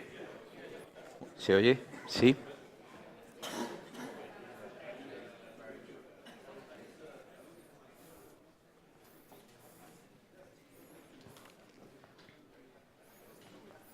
Good morning, everybody. Can we start? Yeah, Fasil? Can we start? Well, thanks a lot for coming today. My name is Juan Luis. I'm a small businessman here in Madrid, well, in Cordoba, but I live in Madrid. And I have the honor today to moderate this debate. I was just thinking about what to say, because when we talk about the halal, about the future that we have in front of us, I only see opportunities. Thinking about the population in 2030, we say that 2,000 million people will be Muslim. If we think that people eat 3 times every day, I only see opportunities. That's for sure. Also, Spain has something in common. Many of you don't know that behind us there is a city, a Roman city, just behind. If you go around and walk, you will see that. But under this Roman city, and beside this Roman city, there are Muslim cities, Arabics. Also culturally, we are together. So again, this morning, someone talked about bridges. We have to create these bridges. I always used to say, my grandfather used to say, the mind is like a parachute. It only works if it's open. So now we have the challenge and the obligation to open this. I have to introduce these big 4 guys who will try to talk about the opportunities that we have in that. In order, I want to introduce to Imran Kausan, who is the founder of the Halal Food Service Festival, which is a consumer food concept that brings celebrity chefs, high-end restaurants, large and small producers, and consumers together for promote the enjoy the halal food. This is based in London, it's okay? Also, he trained in medicine, specialized in anesthesia, and in an intensive career in medicine, which is surprising. Now we are talking about the food, so. He decided to promote the halal marketplace with an ambition to see all these products in all the markets. Not like something strange, like something common. Also, we have today with us Koen de Prater, which is a Belgian name, flamenco, difficult to pronounce for me. But he's probably one of the visionary men who saw the future, who saw the opportunities in the halal industry. He was pioneer developing this business in Europe, in Russia, in Central Asia. He's involved in the process of developing the halal standard in production, slaughter, food service, and logistics, and has acquired an experiential level of expertise and understanding, which is something relevant. He's one of the leading of the field of the halal food. He's a contributor to many halal workshops or conferences in Europe, Asia, Middle East, and USA, and work together with halal certifiers and national authorities in the promotion of the halal trade. Also, we are honored today with Khalid Sharif, who came from Dubai.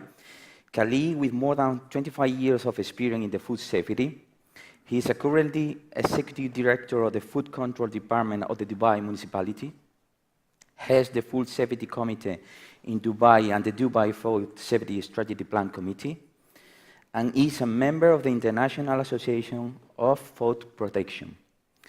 He completed his degrees, his background came from chemistry, zoology in the University of the United Arab Emirates.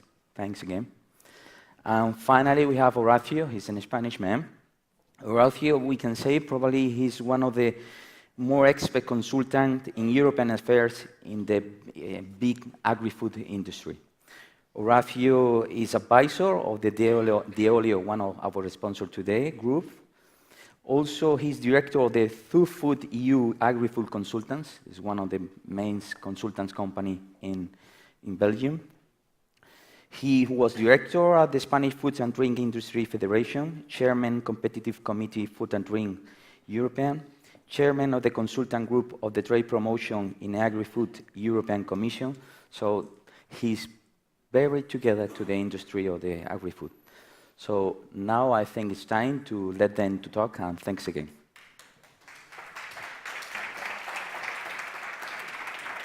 We'll stand over. Yeah. Good morning, everyone. Actually, it's not morning. It's morning in London. I think it's afternoon here in Cordoba now.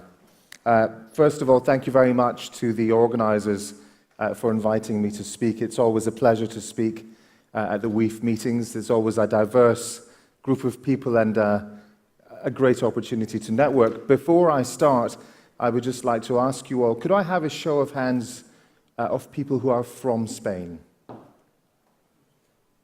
Oh, excellent. That's fantastic. Good. Well, because the reason why I asked that, and I think it's important, is because a large part of this short presentation is actually aimed towards you, because I think you stand at a very important point. And it's important because I think you have a real opportunity to make a difference in the halal segment globally. But you need to do a few things properly. And you need to think really carefully about how you make sure you turn this opportunity into something that's real, that's meaningful, that creates employment, but also can show the best of what you're good at. So I'll start.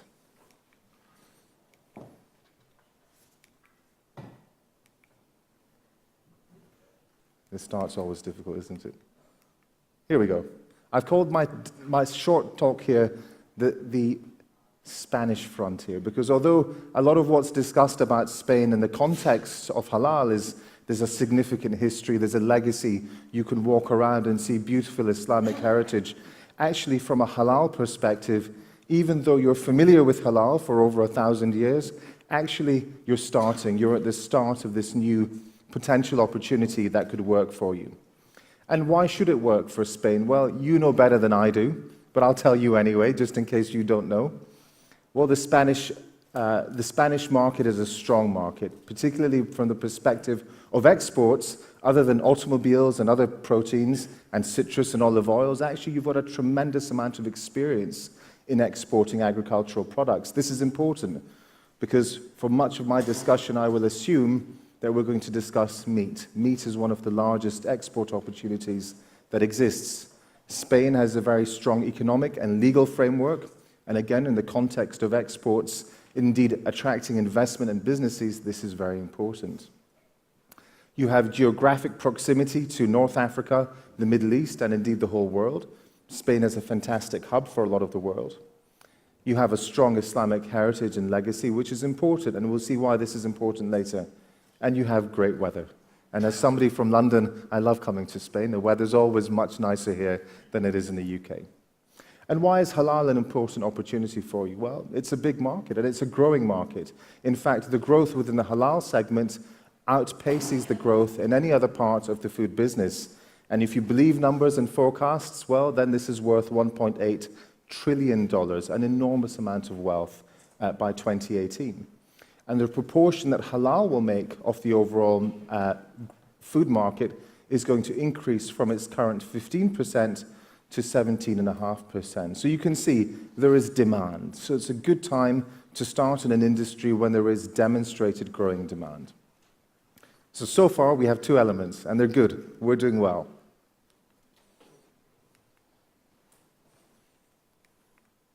Oh, I'm going backwards. Okay. Well, do you have the fundamentals required to enter the world of halal? Well, I think there's 4 elements that you need to have to make it interesting. So there's the halal certification. You know, I Googled, as all of us will go onto Google to search for things, and the Institute Halal comes up. So you have that. You have a body that can provide you with certification. And that's not just for the product, that's required for the supply chain as well. Do you have access to markets and customers? Again, I pulled up Conficane. I'm sure there's lots of other examples as well. But the route into the market is important. It can't be underestimated why you need to have firm control over that. And I would say at this time, you have that to emerge with, but there's some improvement to be done. Do you have investors and capital? Well, today's meeting is part of that, to attract investment in. But of course, the government has a strong role to play there as well. And Invest Spain is something which I see, although focuses on different areas overall, from aerospace to pharmaceuticals, needs to make sure that it has an interest in halal, but also agricultural overall. And of course, fundamentally, you need to have competitive products and services. This is crucial. It's crucial because if we look at it from a meat point of view and live exports, if we just look at all the countries, or at least the top 5 countries that export meat and live produce to the OIC countries, for those who are not familiar, OIC is the Organization of Islamic Countries, which represents a significant proportion of the Muslim population globally. If we look at the top 5 countries that export to OIC, you can see the USA on top, $17.3 billion in 2012.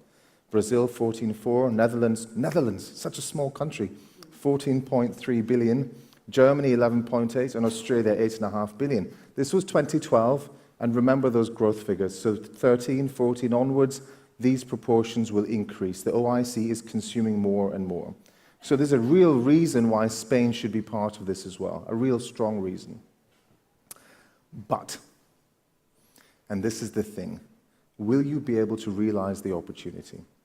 And can you convince everybody else that you will be a formidable player in this industry? So, you recognize him. Does anyone not recognize him? No? I should hope not. He's probably one of the most influential businessmen this century. So Steve Jobs. Steve Jobs can help Spain enter the halal market. He can. And I'll show you how. Do you recognize this product? Did anyone have one of these items? Yeah, one or two of you, early adopters. So this, as many of you will recognize, is the very first iPod. Yeah, you know that. So this was launched, and you'll all feel old, this was launched in 2001. Okay? In 2001, this type of device was very common. Everybody had them. Sony made them, a company called Rio made them. They were everywhere. They were all over the marketplace. So Apple, when they started this, were not coming in to a brand new market. This was not the iPhone. This was not the iPad. This was a very competitive market. And Steve Jobs did something which made this product one of the most successful products in that market. Of course, Apple took on from there. And the reason why Steve Jobs did this and why it's relevant to you all today is because you need to think like Steve Jobs. The single thing that Steve Jobs did when he introduced a new product into a competitive marketplace was this. His branding and marketing was completely different to anyone else's. At this point, if you were to look at an advert for any other similar product, you would see MP3 player, 100 megabytes, 200 megabytes, 500 megabytes. They would sell you it on the size of the memory in the device. Steve Jobs, who took an interest in marketing, he attended everything, did something different. He said, it's not about the number of megabytes, it's what you can do with them. 1,000 songs in your pocket. So this was a different. It's not how much megabytes you have, it's what you can do with those megabytes. Why this will improve your life. And the 1,000 songs in your pocket campaign was one of the most successful campaigns in a disruptive marketplace. So keep that in mind. Steve was introducing an existing product into an already competitive marketplace, much like Spain will be doing in lots of different areas, not just meat, but in lots of different areas. Why this is relevant more so to Spain is because actually there's an importance in Spain, the country, more than the products that you make. Are any of you familiar with the Future Brand Country Brand Index? Have you heard of this? No? Put your hand up if you've heard of this. Possibly not. Maybe one or two of you. Okay. So in the same way that in your sector, in your segment, you can say, well, this is the top performing product, these are the next performing products. countries can also be branded. There is a brand value attached to every single country. Future Brand is a UK organization that ranks every country as a brand. And it does this every year, and it shows trends. Now, this is relevant because countries who have better brands have better investment opportunities, better growth opportunities, better educational opportunities, and more people will want to buy their products. So being a country that is a brand is very important, selling any product. At the moment, in the most recent research, Japan tops the table. They came first. Germany was second. Switzerland was third out of 75 countries. But this tells you that actually it's not just the products you're selling, the olive oil, the citrus, the automotive parts, the meat, or anything, the tourism that you want to sell. You have to think of the country as a whole. And this is crucial because it's not just the single product that's competing, it's the perception of Spain as a country, and will you be able to manipulate that to maximize it? You can read this, the link is online in your own time.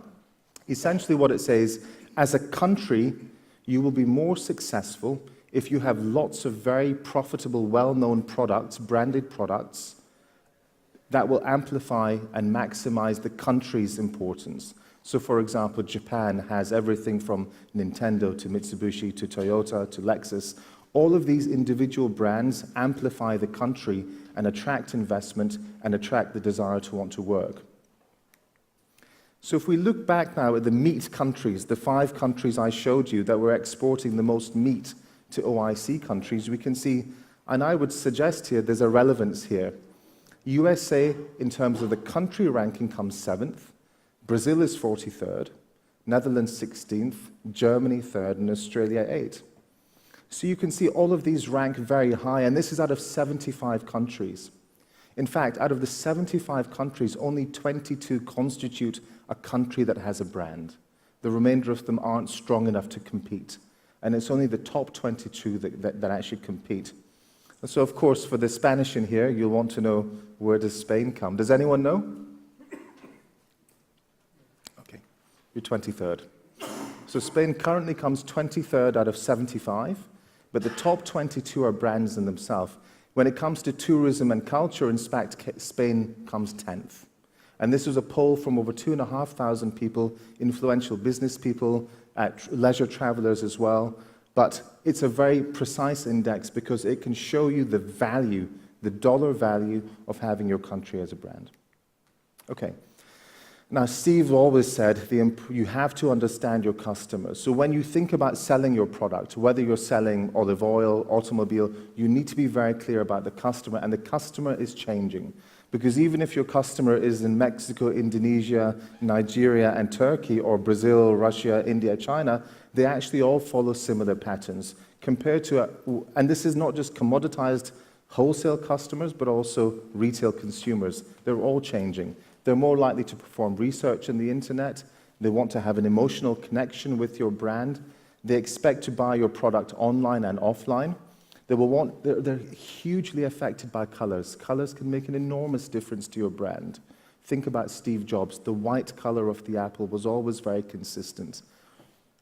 And pricing, of course. And pricing doesn't mean the lowest price. Price means price appropriately for where you're attracting the market. But you need to consider all of these things when you approach the market with your products, whichever segment they're in. Now, as I've been invited to come here, it's because there's a reason, and the reason is because back in London, back in the UK, we ran a halal food festival, as was mentioned briefly. The idea of the food festival was to showcase the halal market to the customer, but also to demonstrate it's a growing market. And this was the first time this was ever done in the world, therefore also in the UK. This ran in 2013, there's one in 2015. As a spin-off from that, we set up a halal food product called Haludis. Now, Haludis aims at the premium segment of the market. Now, the reason I'm showing you this is because how many of you will do this for every single one of your products and brands? For every product and brand that we have a vision and a mission and a very, very tight customer segment. You're not just selling meat to Muslims. It's not as good enough as that. You want to know why your meat, how you will sell your meat if you want to sell it to Bangladesh, if you want to sell it to Indonesia, the GCC countries, Turkey, or the USA. or indeed your local domestic market, and the European halal domestic market is also increasing in value. But you need to be very clear on who your target segment is, and you need to be very clear how you intend to attract them. Simply saying, we are here to sell you product is not good enough. Okay, so I'm summarizing here to give the others a chance to discuss.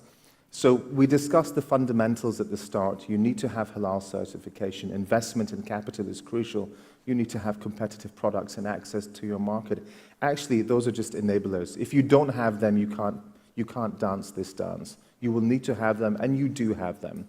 For value creation, to turn yourself into the next billion-dollar segments, you need to make sure you have deep consumer insights, innovative products, superior branding, and continually improve. The marketplace doesn't rest. Your competition will come from China, your competition will come from Brazil.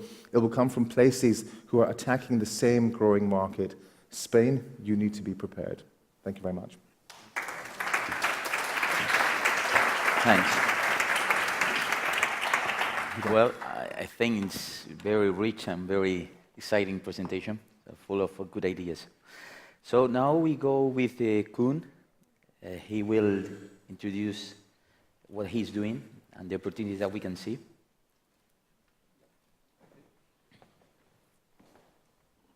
Good morning, everybody. My name is Koen de Prater. I'm the founder of Halal Balancing. Halal Balancing is a halal consultancy company based in Belgium, and we are focusing on halal and non-halal environments. So this may seem a little bit strange why to do that, but when you look at the development in the world, a lot of growth is happening in Muslim majority countries. So if you want to take part of that growth, it's better that you are able to sell to those countries, because despite the growth, they are still importing a lot of non-halal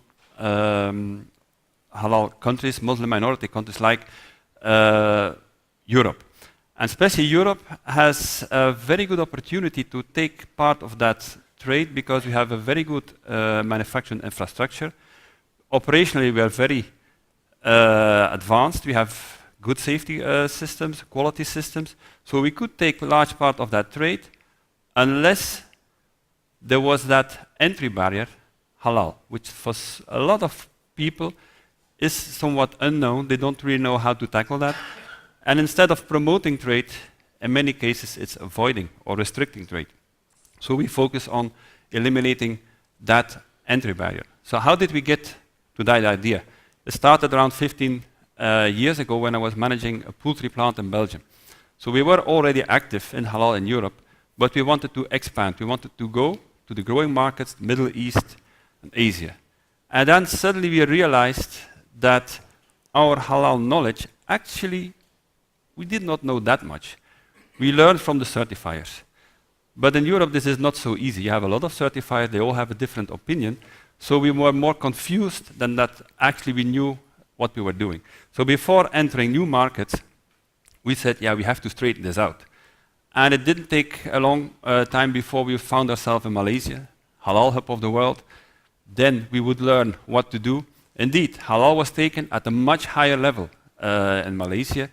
Unfortunately, our confusion also went up to a much higher level, because what was the problem in Europe, we found was a problem around the world everywhere. So what now? Well, a little stubbornness is not a bad idea to get your ideas through. So it took a while, but we got home with some useful ideas. I will not take you through all of them. I just give you a few ideas we took home.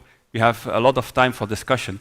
One of the things we discovered, that all these confusing things, the discussions usually were not so much about halal, but more about how to execute it. And we compared this a little bit with the highway. So imagine you're standing on a bridge, you're looking at the traffic, you see a lot of cars, big cars, small cars, cars driving fast, driving slow, trucks, buses. If the question would be, which car is halal, this would be a very difficult question. What can you base yourself on to answer that question? If I would just ask, what are the traffic rules, it's much easier. You stop at zebra crossing, stop at red lights, and on a highway, don't drive faster than the speed limit. And that proved to be a much easier concept, an easier model for ourselves, because Muslim community is diverse. They are not all the same.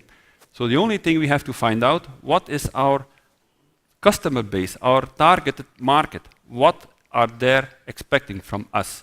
And this is much easier than trying to find your way between all these cars. So that was one thing we took home. We should worry about what is the customer expecting from us. From the business perspective, this is nothing new. You always have to worry or find out what is your consumer or your end customer willing. What is he expecting from you? So this was one part, one thing. Don't worry too much, just try to find out what is happening, what is he expecting. In the beginning, it was difficult. But now, with all the standards popping up in all regions of the world, it's becoming easier to understand what are the expectations. So once you know what are the expectations, then comes the second part, implement it and try to implement it in the right way. And this, we discovered, particularly in the European environment, is another challenge. Because when you're in Europe, as a Muslim, you are in a minority. You are surrounded by non-Muslim products or distribution channels, shopping. So how do you make sure that indeed you are getting a halal product? And we discovered that this trust, next to the highway of halal, there is also this chain of trust is a very important element for success in the halal business. Because what usually happens when you don't know who to trust, you go to another Muslim. Your consumer is buying from a small Muslim shop, who is buying from, if possible, a Muslim wholesaler, who buys, if possible, from a Muslim.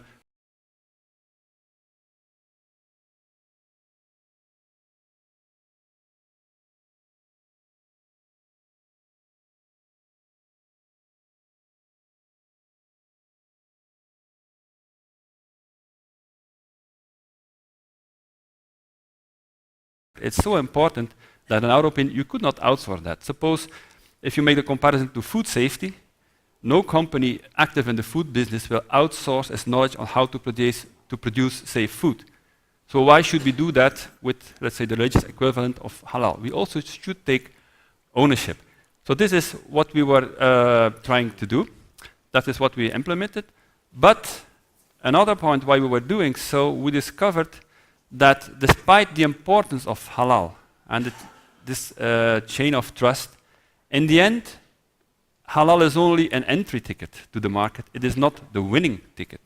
Sometimes people get confused about that. Again, taking the example of food safety, suppose my strategy was to produce the safest food on earth. Who would be my customers? It would be NASA and it would be hospitals, because they need safe food. But who is going to the hospital to enjoy a nice lunch or a good dinner? Nobody. So you still need to have a very good business case. This is your winning ticket. You only have to make sure that it's based on a very sound entry ticket, your halal foundation. That's a few thoughts to enter the discussion. Thank you. Thanks, Koen. Thanks, Koen. Well, let's listen now to Mr. Khalid Sharif.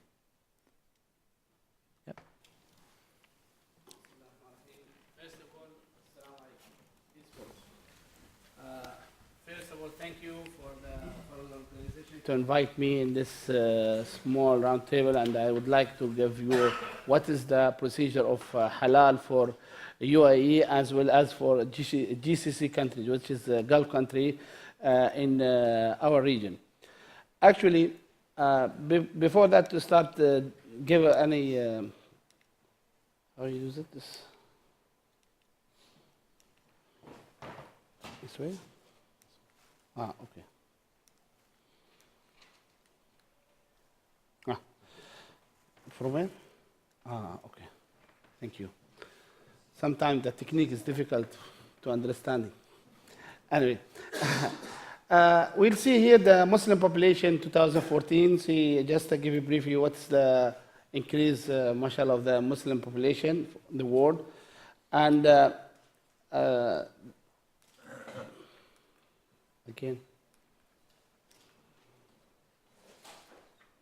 I think I should be here.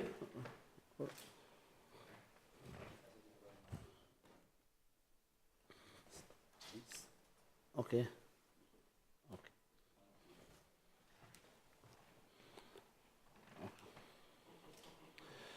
Okay. Organization of Islamic Cooperation, one of the country map. This is for the country map. And just if you can say, what is the halal is not just for Muslim only, or this is for the consumer needs. For Muslim and non-Muslim also, you can use it. Halal is more than food. It is just lifestyle. You can finance, food, fashions, and personal care. So it's just not just the food, people thinking that halal just in the food way. Just to give you the interaction between the fiqh, which is Islamic principles, and the science of food. At least you can see the science and forgiveness and for the haram. Haram, which means prohibited, and sometimes it is makruh. We can accept it or not. So people, you have to think in halal. So sometimes prohibited, if, for example, pork is prohibited, definitely. But sometimes, let's say some animals, it can be makruh, can be used or cannot not used. So we have to think that. That's the halal. Scientific is, for example, for sometimes the alcohol, if it's natural fermentation, it is the lab can accept it, sometimes not accept it. So we have to, in science, based on science. So this is the way how we can interaction between the Islamic principle and the science of food. The global halal standard, you can see, there is a challenge of halal standards. See, you can see the consumer Muslim organization public, the local region regulations, non-Islamic organization business and sector, Islamic organization and also CIMIC, and also public sector. So those challenge is the global of halal. That's why we have to think how to be in halal way and good to fulfill all this organization. This is very important. See how is this one, how it is going. So it is very difficult, but at least the halal, you should give the umbrella how you can control it and to be safe and to be not in good way. So halal shim in UAE, United Arab Emirates.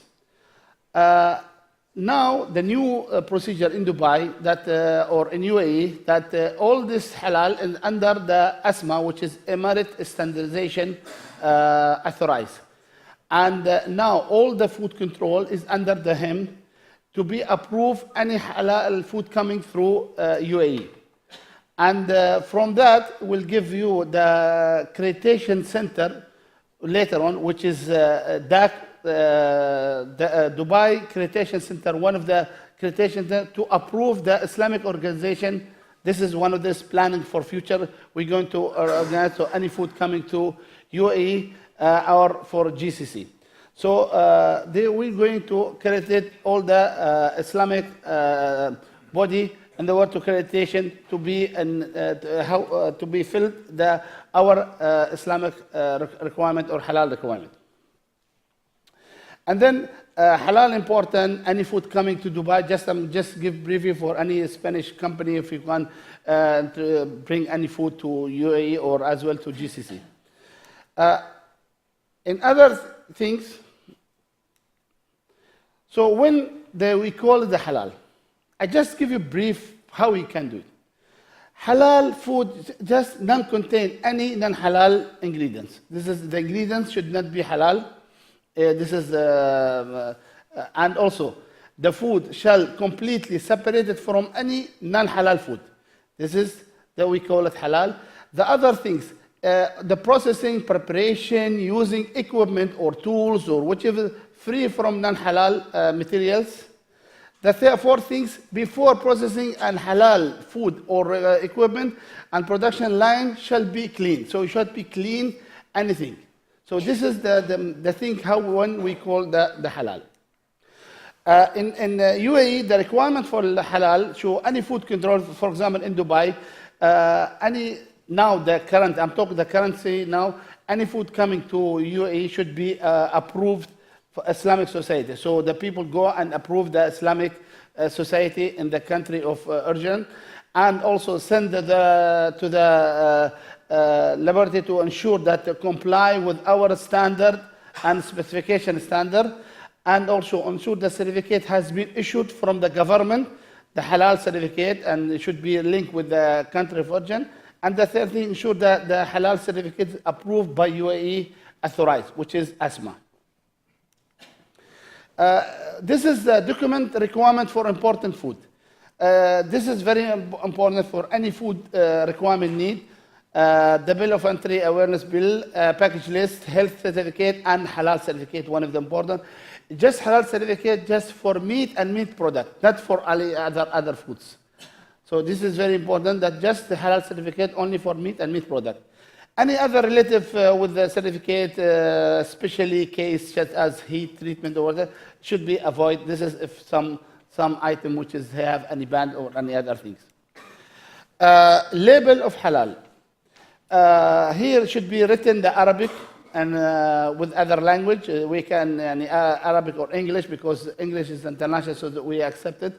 But Arabic is must be clear and easy to read, very important, and it's difficult to remove, and specific the source, animal fat and meat, enzyme, gelatin, or any other animal's product. This is must be any label coming for any GCC country. And the logo must be there, must be displayed in all meat and meat product. So this halal shows with the Islamic society, which is approved from UAE government. This is sample of certificate. I don't know if it is clear. This one just give you a sample for that. And what is the halal certificate should be contain? Serial number, issues date, the Islamic association name and address, country of origin, abattoir name and address. This is important. And description of the consignment item, brand name, package, and number of package, and total weight. And also requirement information of halal certificate, port of loading. It's important. Slaughter date, production, expired, and importer, exporter, remarks, slaughtering supervision, name of and signature authorized some country. We ask them to have the signature of slaughterhouse if necessary, and sale approved for Islamic. This is the requirement for halal certificate, and this one certificate issues date, consumer name, food item, and this is one of the items which is halal. I think it's from Australia. And again, thank you very much. Well, Khalid, thanks a lot. Here. Again, very practice. Anyone who wants to go there must be very clear what they have to put in the case. It's my pleasure. Yeah. Well, Horacio. Thank you so much. Well, thank you. I want to first begin thanking the organizers, the World Islamic Economic Foundation, and of course Agropolis. And you, Juan, said you are doing an excellent job here today. I was told to give you a general overview, a general outlook of the Spanish food and drink industry in more or less 7 minutes. I guess I can do it, so I will be very fast. And just to try to put it in a nutshell, I have 3 main ideas I want to share with you. The first one is the potential of the food and drink industry here in Spain, or the agri-food sector. Second one would be variety and culture, which is very important. I will later on explain a little bit about that. And third, the leading, or how we are leading the way out of the crisis. So the first point, potential of the agri-food sector in Spain. Spain is one of what we call the big 5 players of the agri-food sector at the European level. Maybe you know that the European Union is composed by 28 member countries, and as I said, Spain is the 4th, the 5th, between Italy and Spain. We are almost, as I said before, on the top of the producers of food and drink all over Europe.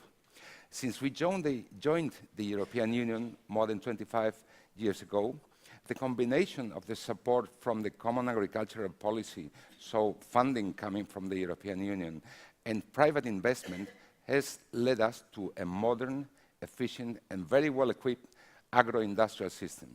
I can tell you, in terms of facilities, technology, and production, here in Spain, we are on the top of the list at the European level. Just to put you an example in order to let you know how it works or what we have reached, I have to say that Spain is #1 on the list at the European level in sectors like olive oil, fruit and vegetables, both preserved and fresh, juices, canned fish. Other sectors, like, for example, bovine meat, poultry and lamb, or animal feed, thanks to an extensive model of production, have become also top of the list in the European Union. In terms of turnover, the Spanish agri-food industry reached the figure of 93 billion euros last year, showing our resilience to the crisis. And at the same time, we have been able to maintain employment, which is very important, more than 500,000 employees in the agri-food sector in Spain, and of course industrial production, which makes us the first industrial sector in the Spanish economy. But when it comes to trade, figures are really impressive. Our industry has managed in the last 7 years to shift from a flat domestic market to a high degree of internationalization, with exports accounting for more than 1/3 of the total turnover and an average annual growth of more than 5 points, which is quite an excellent figure. It is also worth to note that this exports boom has been not only visible or possible in Europe or in European markets, but also in third markets, showing us the competitiveness of the Spanish produce. Just in order to give you some countries, I have to say that markets like China, India, or the United States are high in the list, and others like Saudi Arabia, Turkey, Algeria, or Morocco are part of the top 20 Spanish export markets.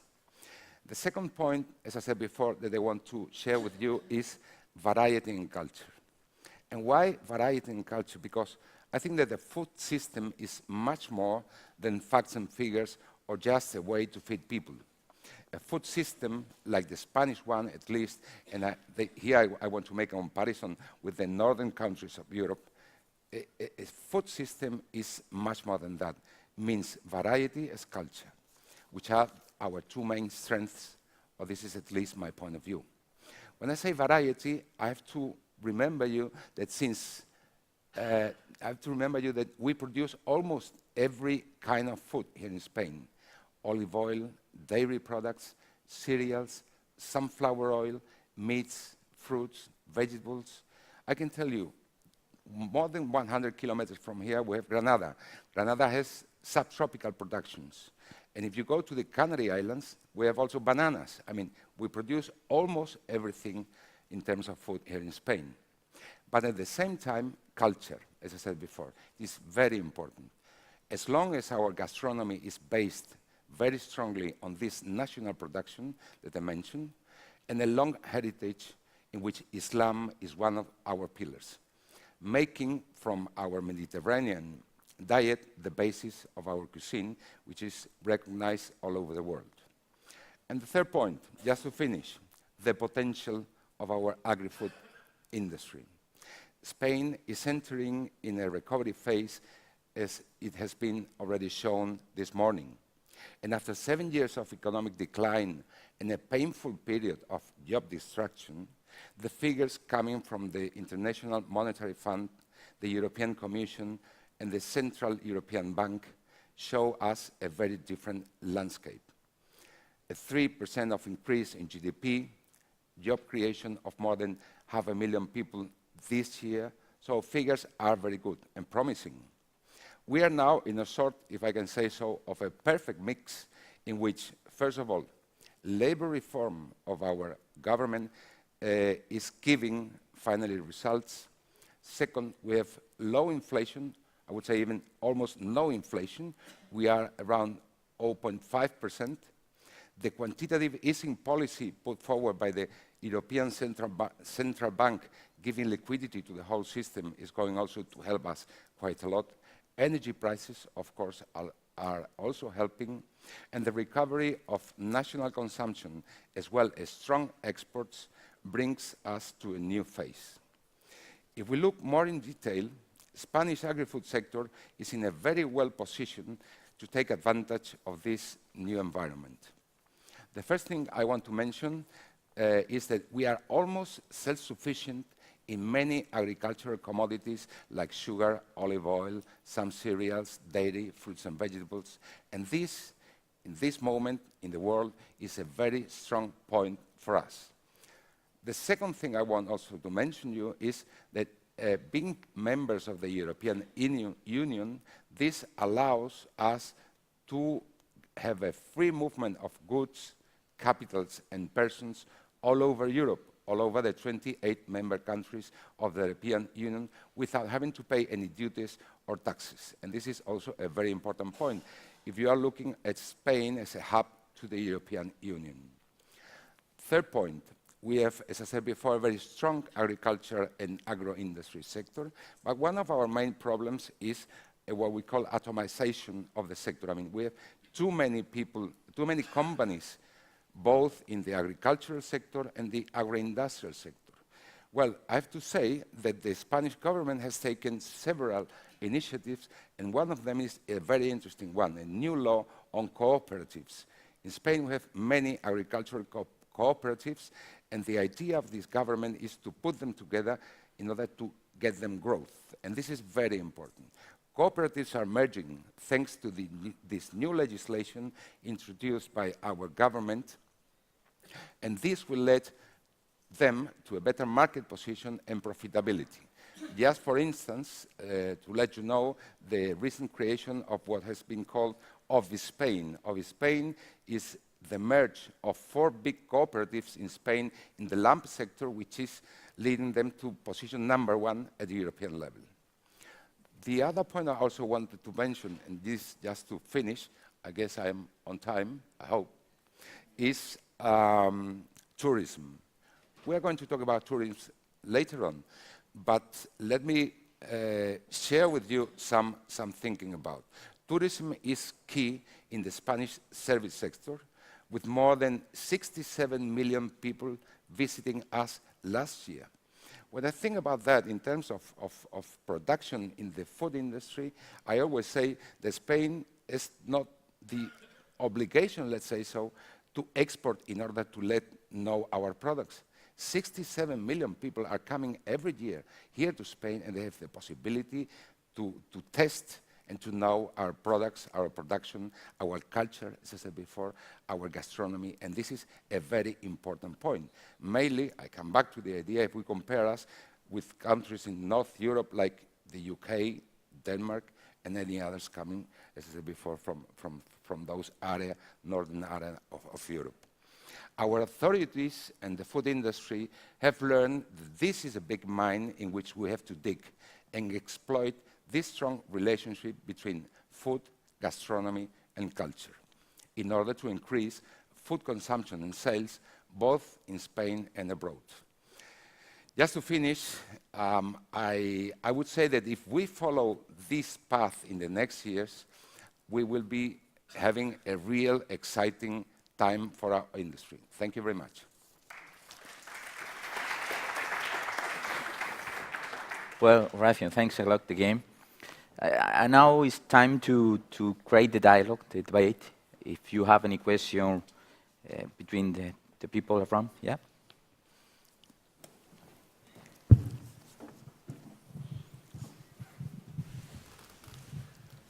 Hello, thank you very much for your interventions. It was very interesting. My name is Olivia Orozco. I'm working for Casa Árabe, Al Bayt Al Arabi. The Arab House is a public institution, a Spanish public institution dedicated to the Arab world with headquarters in Madrid and in Cordoba. It's one of the collaborators in the roundtable. Some of you will have the chance to see our headquarters here this afternoon. I have a question for Koen de Prijter, but I think it can be extended to the rest. Speaking about brands that we start, Mr. Kauser speaking about branding, I was quite curious about the choice of your brand, about halal balancing, So I was wondering, how do you reach that? How do you decide that?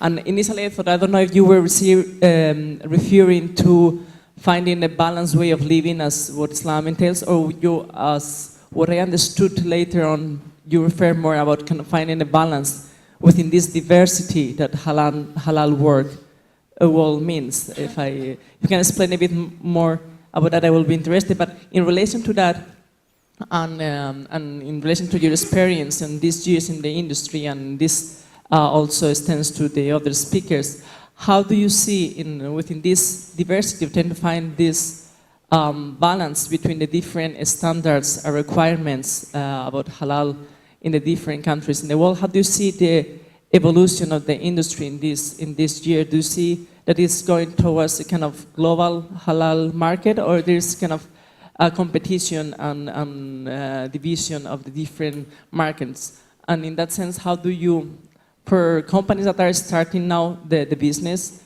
then how do you advise to approach it? Because you were speaking, for example, about Malaysia, which is kind of as I understood, has very high standards, or we saw the case of also Emirates that is introduced new requirements. So how do you advise for companies that are starting where to start with, or which markets are kind of maybe entrance markets to approach the industry? Thank you.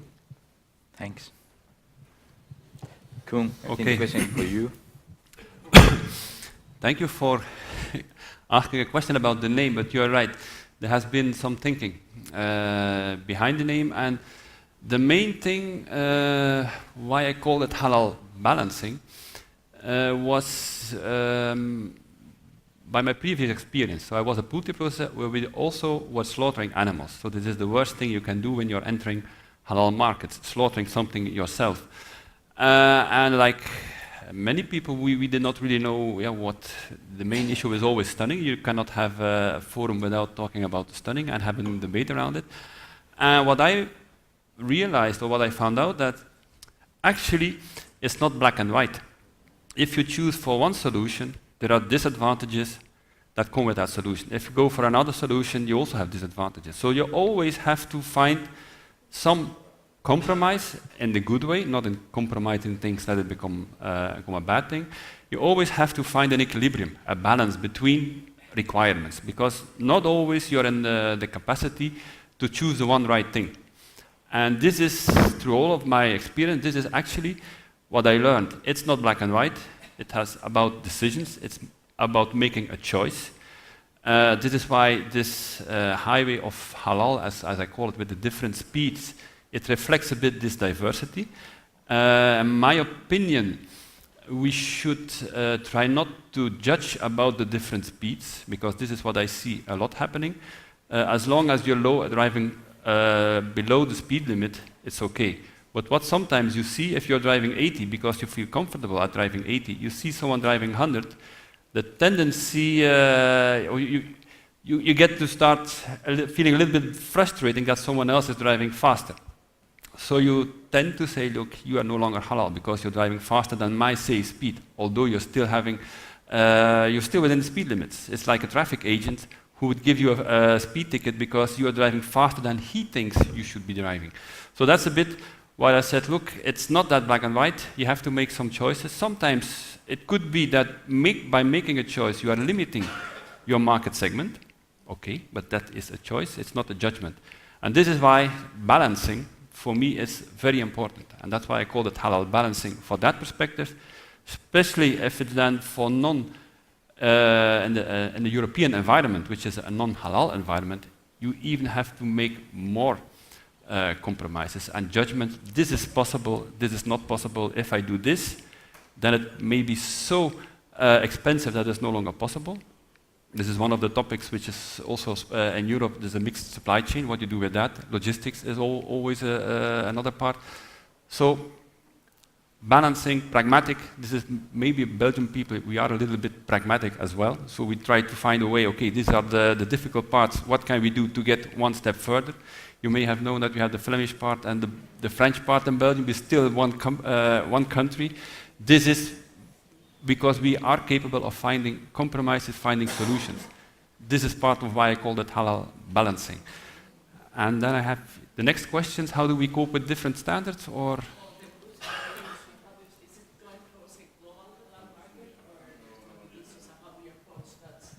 Global halal market and how do you see the evolution of the industry and the global in the world?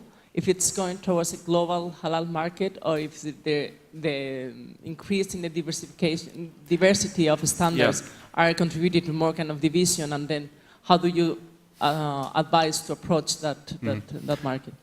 It depends a bit on what do you understand by global. And I think there is the starting point. For me, if I look at standards and something global, this is A4. This is the format of a sheet, A4. This is a true standard. I think it's an ISO standard, true global. Everyone in the world can use this sheet of paper, this standard. This one is A5, also a standard, also used globally. So global means everybody can use it. It has clear description, what are the expectations. Sometimes I have the feeling that we are confusing global with uniform, only one. So why should I be forced to write only on this paper, where sometimes this one is more convenient.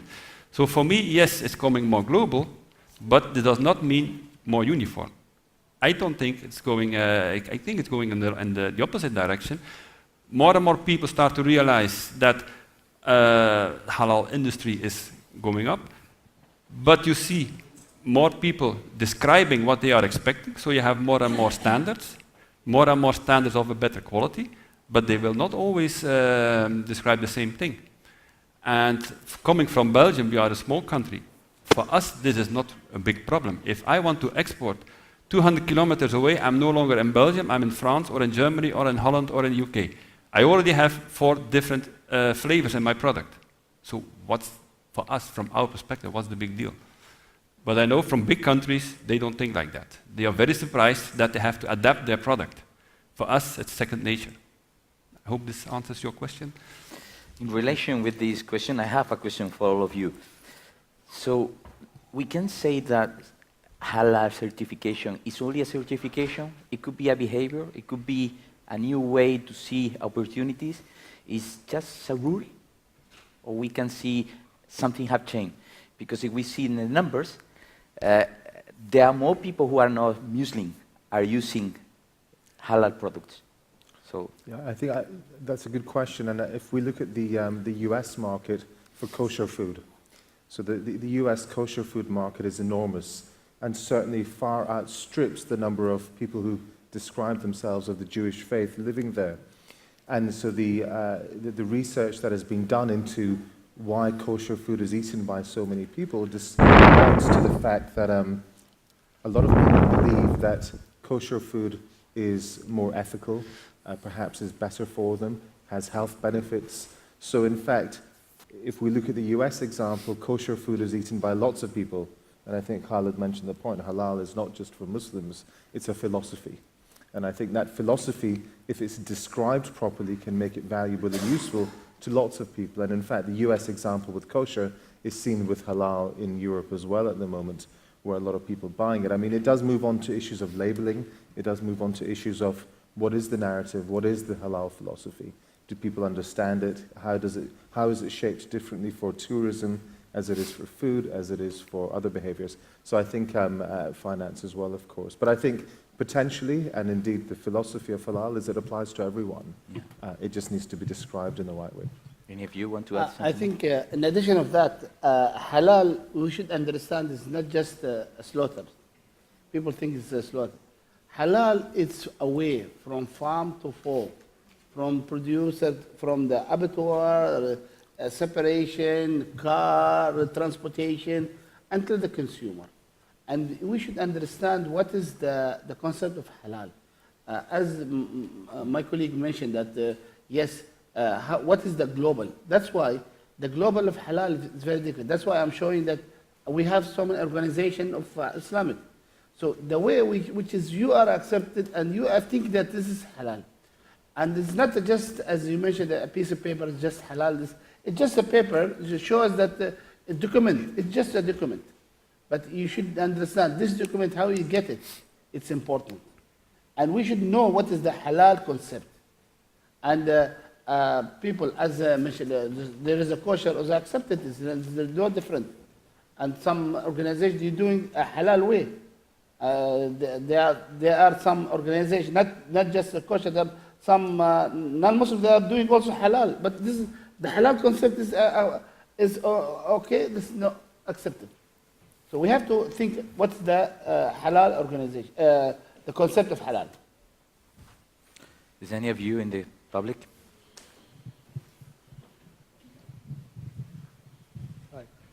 Hi, my name is Jose Ritter. I'm the founder of a technological company specializing in mobile and payment system, e-commerce in general. My question is regarding this kind of concept, because it's great to understand the different concept of halal, because it's not only food, it's just all the process, even the distribution channel.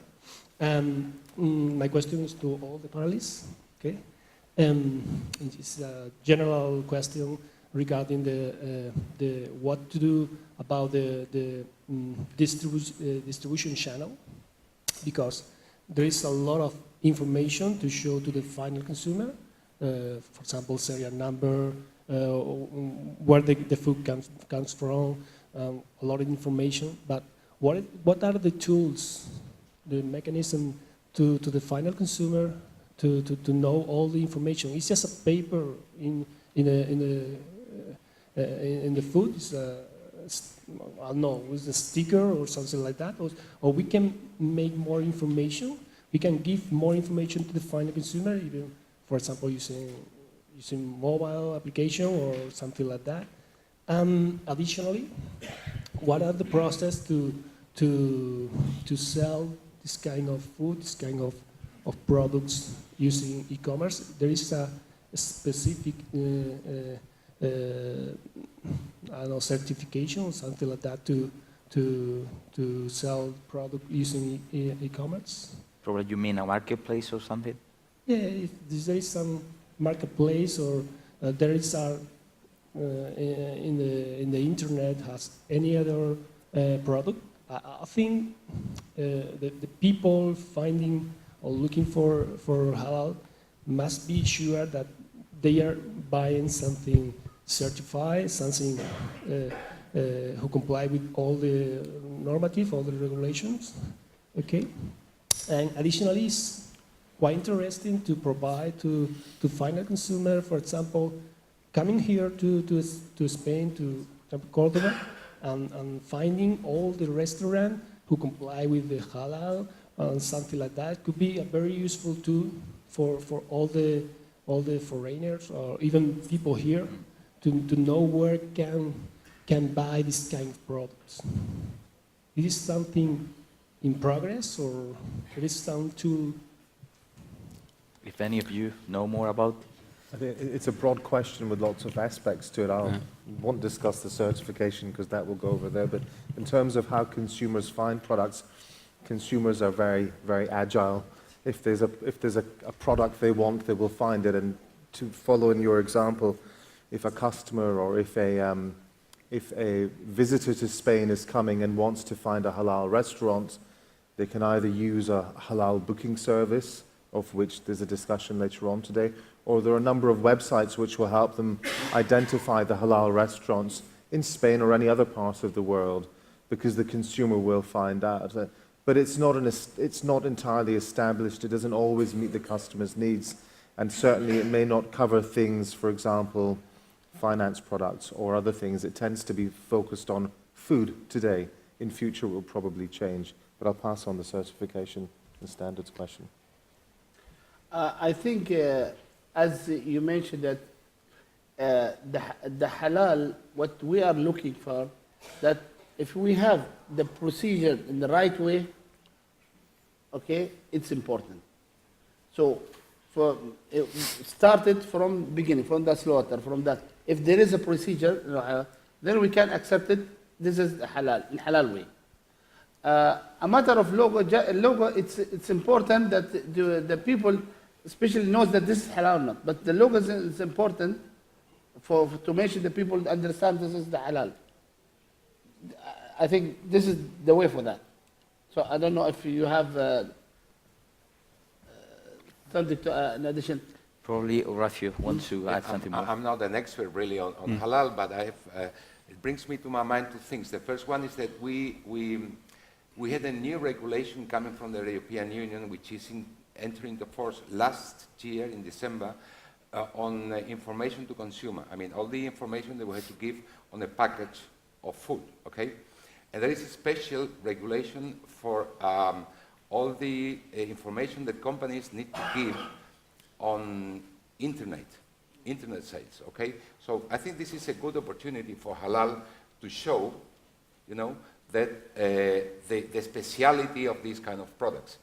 And all the companies have to comply with this new regulation. This is one point. On the second hand, it has been almost already said, but I think that institutes like this one, Instituto Halal, have maybe the opportunity here to promote with different actions the visibility of halal products, you know. But this means, of course, getting all together, putting money, promoting their products, retail activities, and so on and so on. This is a good point. Koen, you want to? If I understand correctly, your question was also about how to convey halal integrity, that it is indeed halal to the final consumer in all of its aspects. So that's not so easy. Traditionally, you would rely on a certifier, but I am a little bit reluctant to only do that, given, let's say that this is still a developing industry, and you are not always sure that your certifier really has the qualifications to do a correct certification. And then when I look at the European level, you have, let's say, national certifiers, so they may have a reputation, be it nationally or just regionally. They may have been organized with the good intention to help people and ascertain them. They have the heart in the right place. There are a lot of them that also have the wallet in that place, so that's already one difficulty. But if you then want to export to another country in Europe, they do not have any recognition. Nobody knows what is the value of that certifier in another country. So that's already difficult. So I believe more that this is more a task of a company to take the ownership, and this is something which often is overlooked, but when you are creating a halal brand, the term brand equity, halal brand equity, this is key, because when you are branding, you have a whole lot of company or product values that go with it. Within that same branding aspect, your halal reputation is embedded, and this is a much better way to convey your seriousness on your product offering to consumers. Yeah. That's a little bit the way we go. That's the idea. But it made me think about that probably businessmen around here are thinking, are they expensive? I mean, from the margin point of view, from the pure business, could we sell expensive the products so to get more margin for producer? The market, halal market, has set higher prices. How much could be, or how much expensive could be a halal product against another one who is not? You want my opinion? Yeah. Well, you are the expert. It's unfortunate that we're in Europe, because the true value of halal, in my perspective, is the tayyib aspect, the quality aspect, the wholesomeness. Unfortunately, in Europe, most halal products are cheap, have a low quality. So far, the only country I know is the US and United States. Some companies really market halal products through their tayyib, their wholesomeness product. There you can actually have the value of the whole concept. In Europe, most likely because of the low purchasing power, a lot of halal products are very cheap, are sold in not so nice places, and that is not really helping the industry and halal to exploit the value of halal, neither to exploit the synergies that exist between halal products and halal products for the Muslim consumers and halal products for the non-Muslim consumers, because non-Muslim consumers can easily afford the higher quality products. So why should they try to buy something halal? It's not the same in US. There, the halal products are of a higher quality. Yeah. So in Europe, it's difficult. This is the only thing I don't like about being in Europe. I cannot really have the fun of doing halal. It's usually more on the defensive part. Make sure I'm not slaughtered myself because I am doing halal. Yeah. Okay, I'm exaggerating But a little probably bit. Khalid But, or even yeah. Imran can say something different from another point of view. Yeah, I mean, so we set up Halal Food Festival in the UK in 2013, and the idea was we had over 100 different exhibitors and consumers coming in, and we had chefs, etc. Food festivals are not novel, they're not new, but what was different about this was that it demonstrated that actually there's a market for more premium halal brands. And this is important because the additional cost, the additional labor involved in taking your existing product to make it halal approved may be a disincentive, and probably historically has been a disincentive for some organizations to bother becoming halal. But actually what we were able to demonstrate was that actually, one, compared to 40, 50 years ago, the Muslim consumer in Europe, and I talk about Europe, has evolved. They're wealthier than before, they've invested more time in education, they're now occupying better income jobs.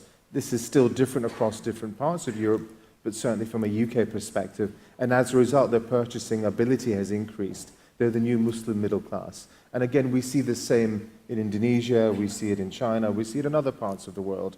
And they have disposable income, and they're looking for quality. It's a very early stage market, but there certainly is premium to be made. But again, it comes down to the value proposition. Yeah. Can you identify the consumer? Can you deliver a product of the quality that they want? There's a reason why Steve Jobs was selling his iPods more price than Sony and Rio and all the others. It's because he hit a value proposition which made it acceptable to pay a premium. Yeah. And I think for all of you, the challenge is, can you identify it? Can you make it worth your while? Can you make it profitable? The market is there. Yeah. Mr. Sharif, something more? I think in our Quran mentioned halal. It's not just halal, halal and tayyiban. Halal and tayyiban means halal, tayyiban means high quality. So not just halal, it's in high quality. So in good hygiene. So this is the way for halal.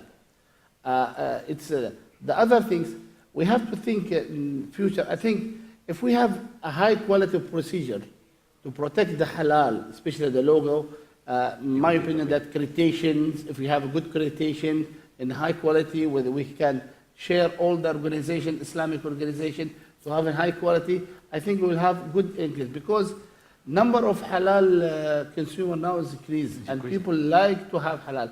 I don't know if is it expensive or not, but the requirement is increased for the halal. So that's why people have behavior, they like to have halal food. Yeah. Any something? Yeah, before.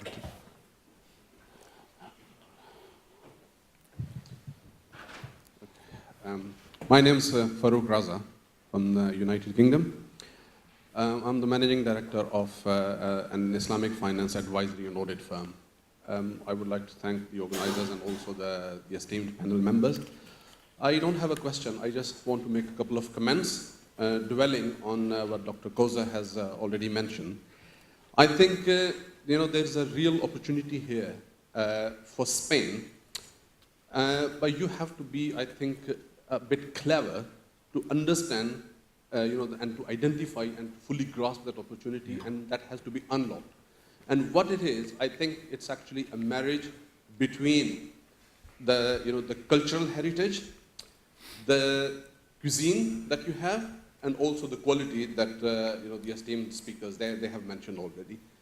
And this, by being a European Muslim, having traveled frequently to Spain and having traveled frequently to many other places, I have observed very, I think, significantly that there is a real demand out there of premium quality products. Islamic market or halal market is actually just like any other market. We cannot really classify it as the premium market or a cheap product.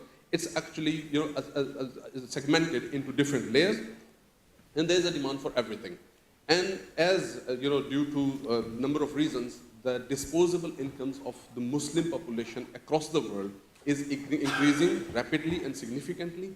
There is a demand for diversity in food like every other thing. So I think this is where Spain needs to work a little bit on this, to identify this opportunity and to find ways scientific ways how to unlock this potential. And for that, I think probably it will be best that if market research is undertaken to how to to bring all these things together and how to make them work in your favor. I fully agree. Very good point. There is one question more over there. Sorry. Assalamu alaikum. My name is Ibrahim Patel, and I'd surprise you, I'm from a part of the world nobody's talked about, Africa. So we have 400 million Muslims in Africa. You talked about the market being 1.8 billion. So I'd like to throw the cat amongst the pigeons. But firstly, I'd like to thank you for your wonderful presentation. It's giving me a great deal of insight. But I'd like to throw the cat amongst the pigeons. Why is it that halal is being considered for 1.8 billion people and not for 6 billion people? Because to me, halal should be of a higher standard, and it's a guarantee that when you are eating meat, you are not eating horse meat or donkey meat.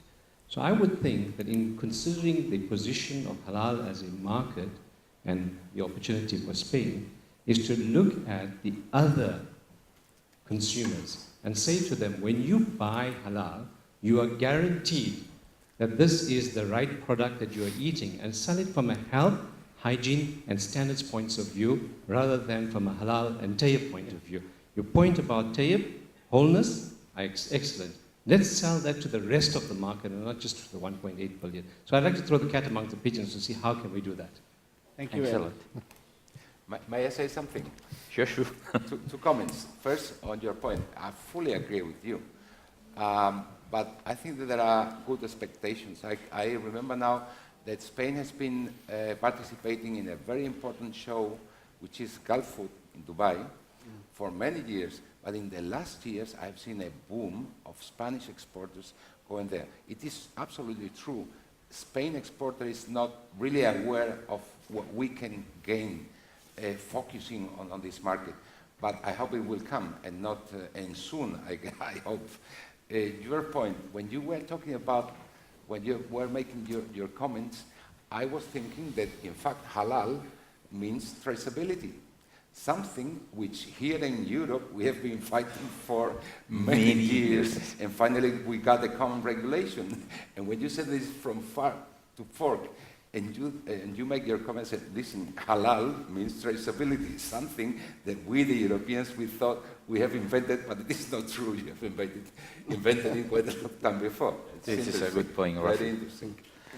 In addition, just for a Spanish company, as I mentioned, my colleague, yes, there are the number of Spanish companies, because when I said Gulf Food, I saw all the question going around. Yeah, for the halal and its increase. And one of the fun, yesterday I was in Barcelona, and I had one of the restaurants, I eat in paella. And I asked him, can I have without just seafood? I said, yeah, we have halal. Oh, I was surprised. You were surprised. Believe me, that lady said me. We arranged that. Yes. Now, little by little. It was good. I said, oh, halal? Okay. That's an opportunity. I think there is one more question here, because, of course. Tengo que hacerlo en español, supongo que se traduce en inglés. Mi nombre es Mariana Isabel Romero. ¿Le vas a dirigir a alguien en concreto? A los tres, pero en concreto me dirijo al representante de los Emiratos. Mi nombre es Mariana Isabel Romero, soy la directora general del Instituto Halal en España. Primero quiero felicitar a Emiratos por el paso que se está dando tan importante a nivel de normalización para acreditar las entidades cualificadas en los distintos países. Vamos despacito y se lo voy a traducir. Sí, porque vamos por eso, si va a ser muy extenso, tenemos que ir partiendo. No sabía que existía la inversa. She wants to make you a question, and first of all, she wants to congratulate you for your comments. Oh, thank you very much. Yes, because it's very important for us. My English is terrible, I prefer in Spanish. Okay, es muy importante porque las entidades certificadoras en España y en Europa somos pequeñas, privadas, no somos gubernamentales. Certifying organizations, not only in Spain but all over Europe, they are private, not too many resources, without any help from the public authorities. Y sin embargo, nos tenemos que entender con los ministerios y las organizaciones gubernamentales de los países de mayoría musulmana.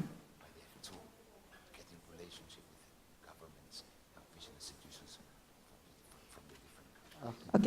En Europa estamos trabajando duro para que exista una norma halal europea.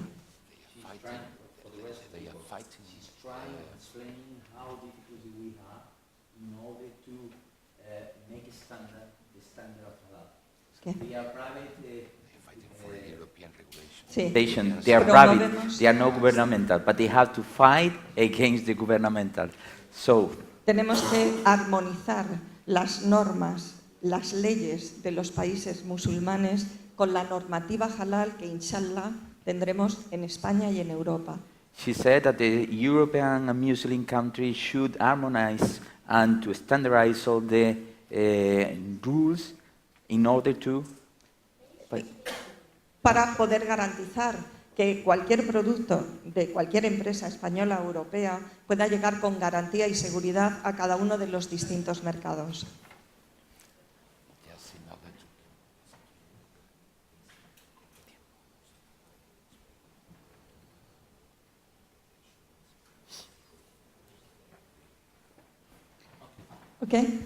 Solamente aportar un dato que creo que es interesante.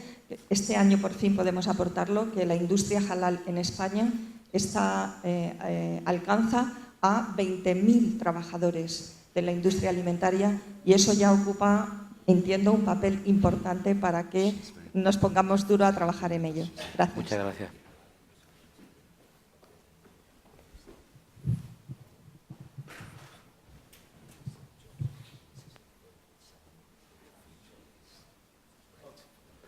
From my side, first of all, thank you for her support. And on my side, I can support you whatever you need. Me, my colleague, also in UAE, whatever, we can help you. And also, we work together with international standard. I think the European, because there is a CIMIC organization, through that we can encourage the halal. And I think the European people understand what is the halal. They are thinking, but it's something harmful because of animals. It's not. It's just halal is the way how to give you a high quality of food to the consumer and a type of good meat for the people. I mean, like my colleague mentioned that is some animal, we can accept it? It's not. Why? Because there is a way for that. Yeah. That's why it is important. And I'm glad to support you for anything.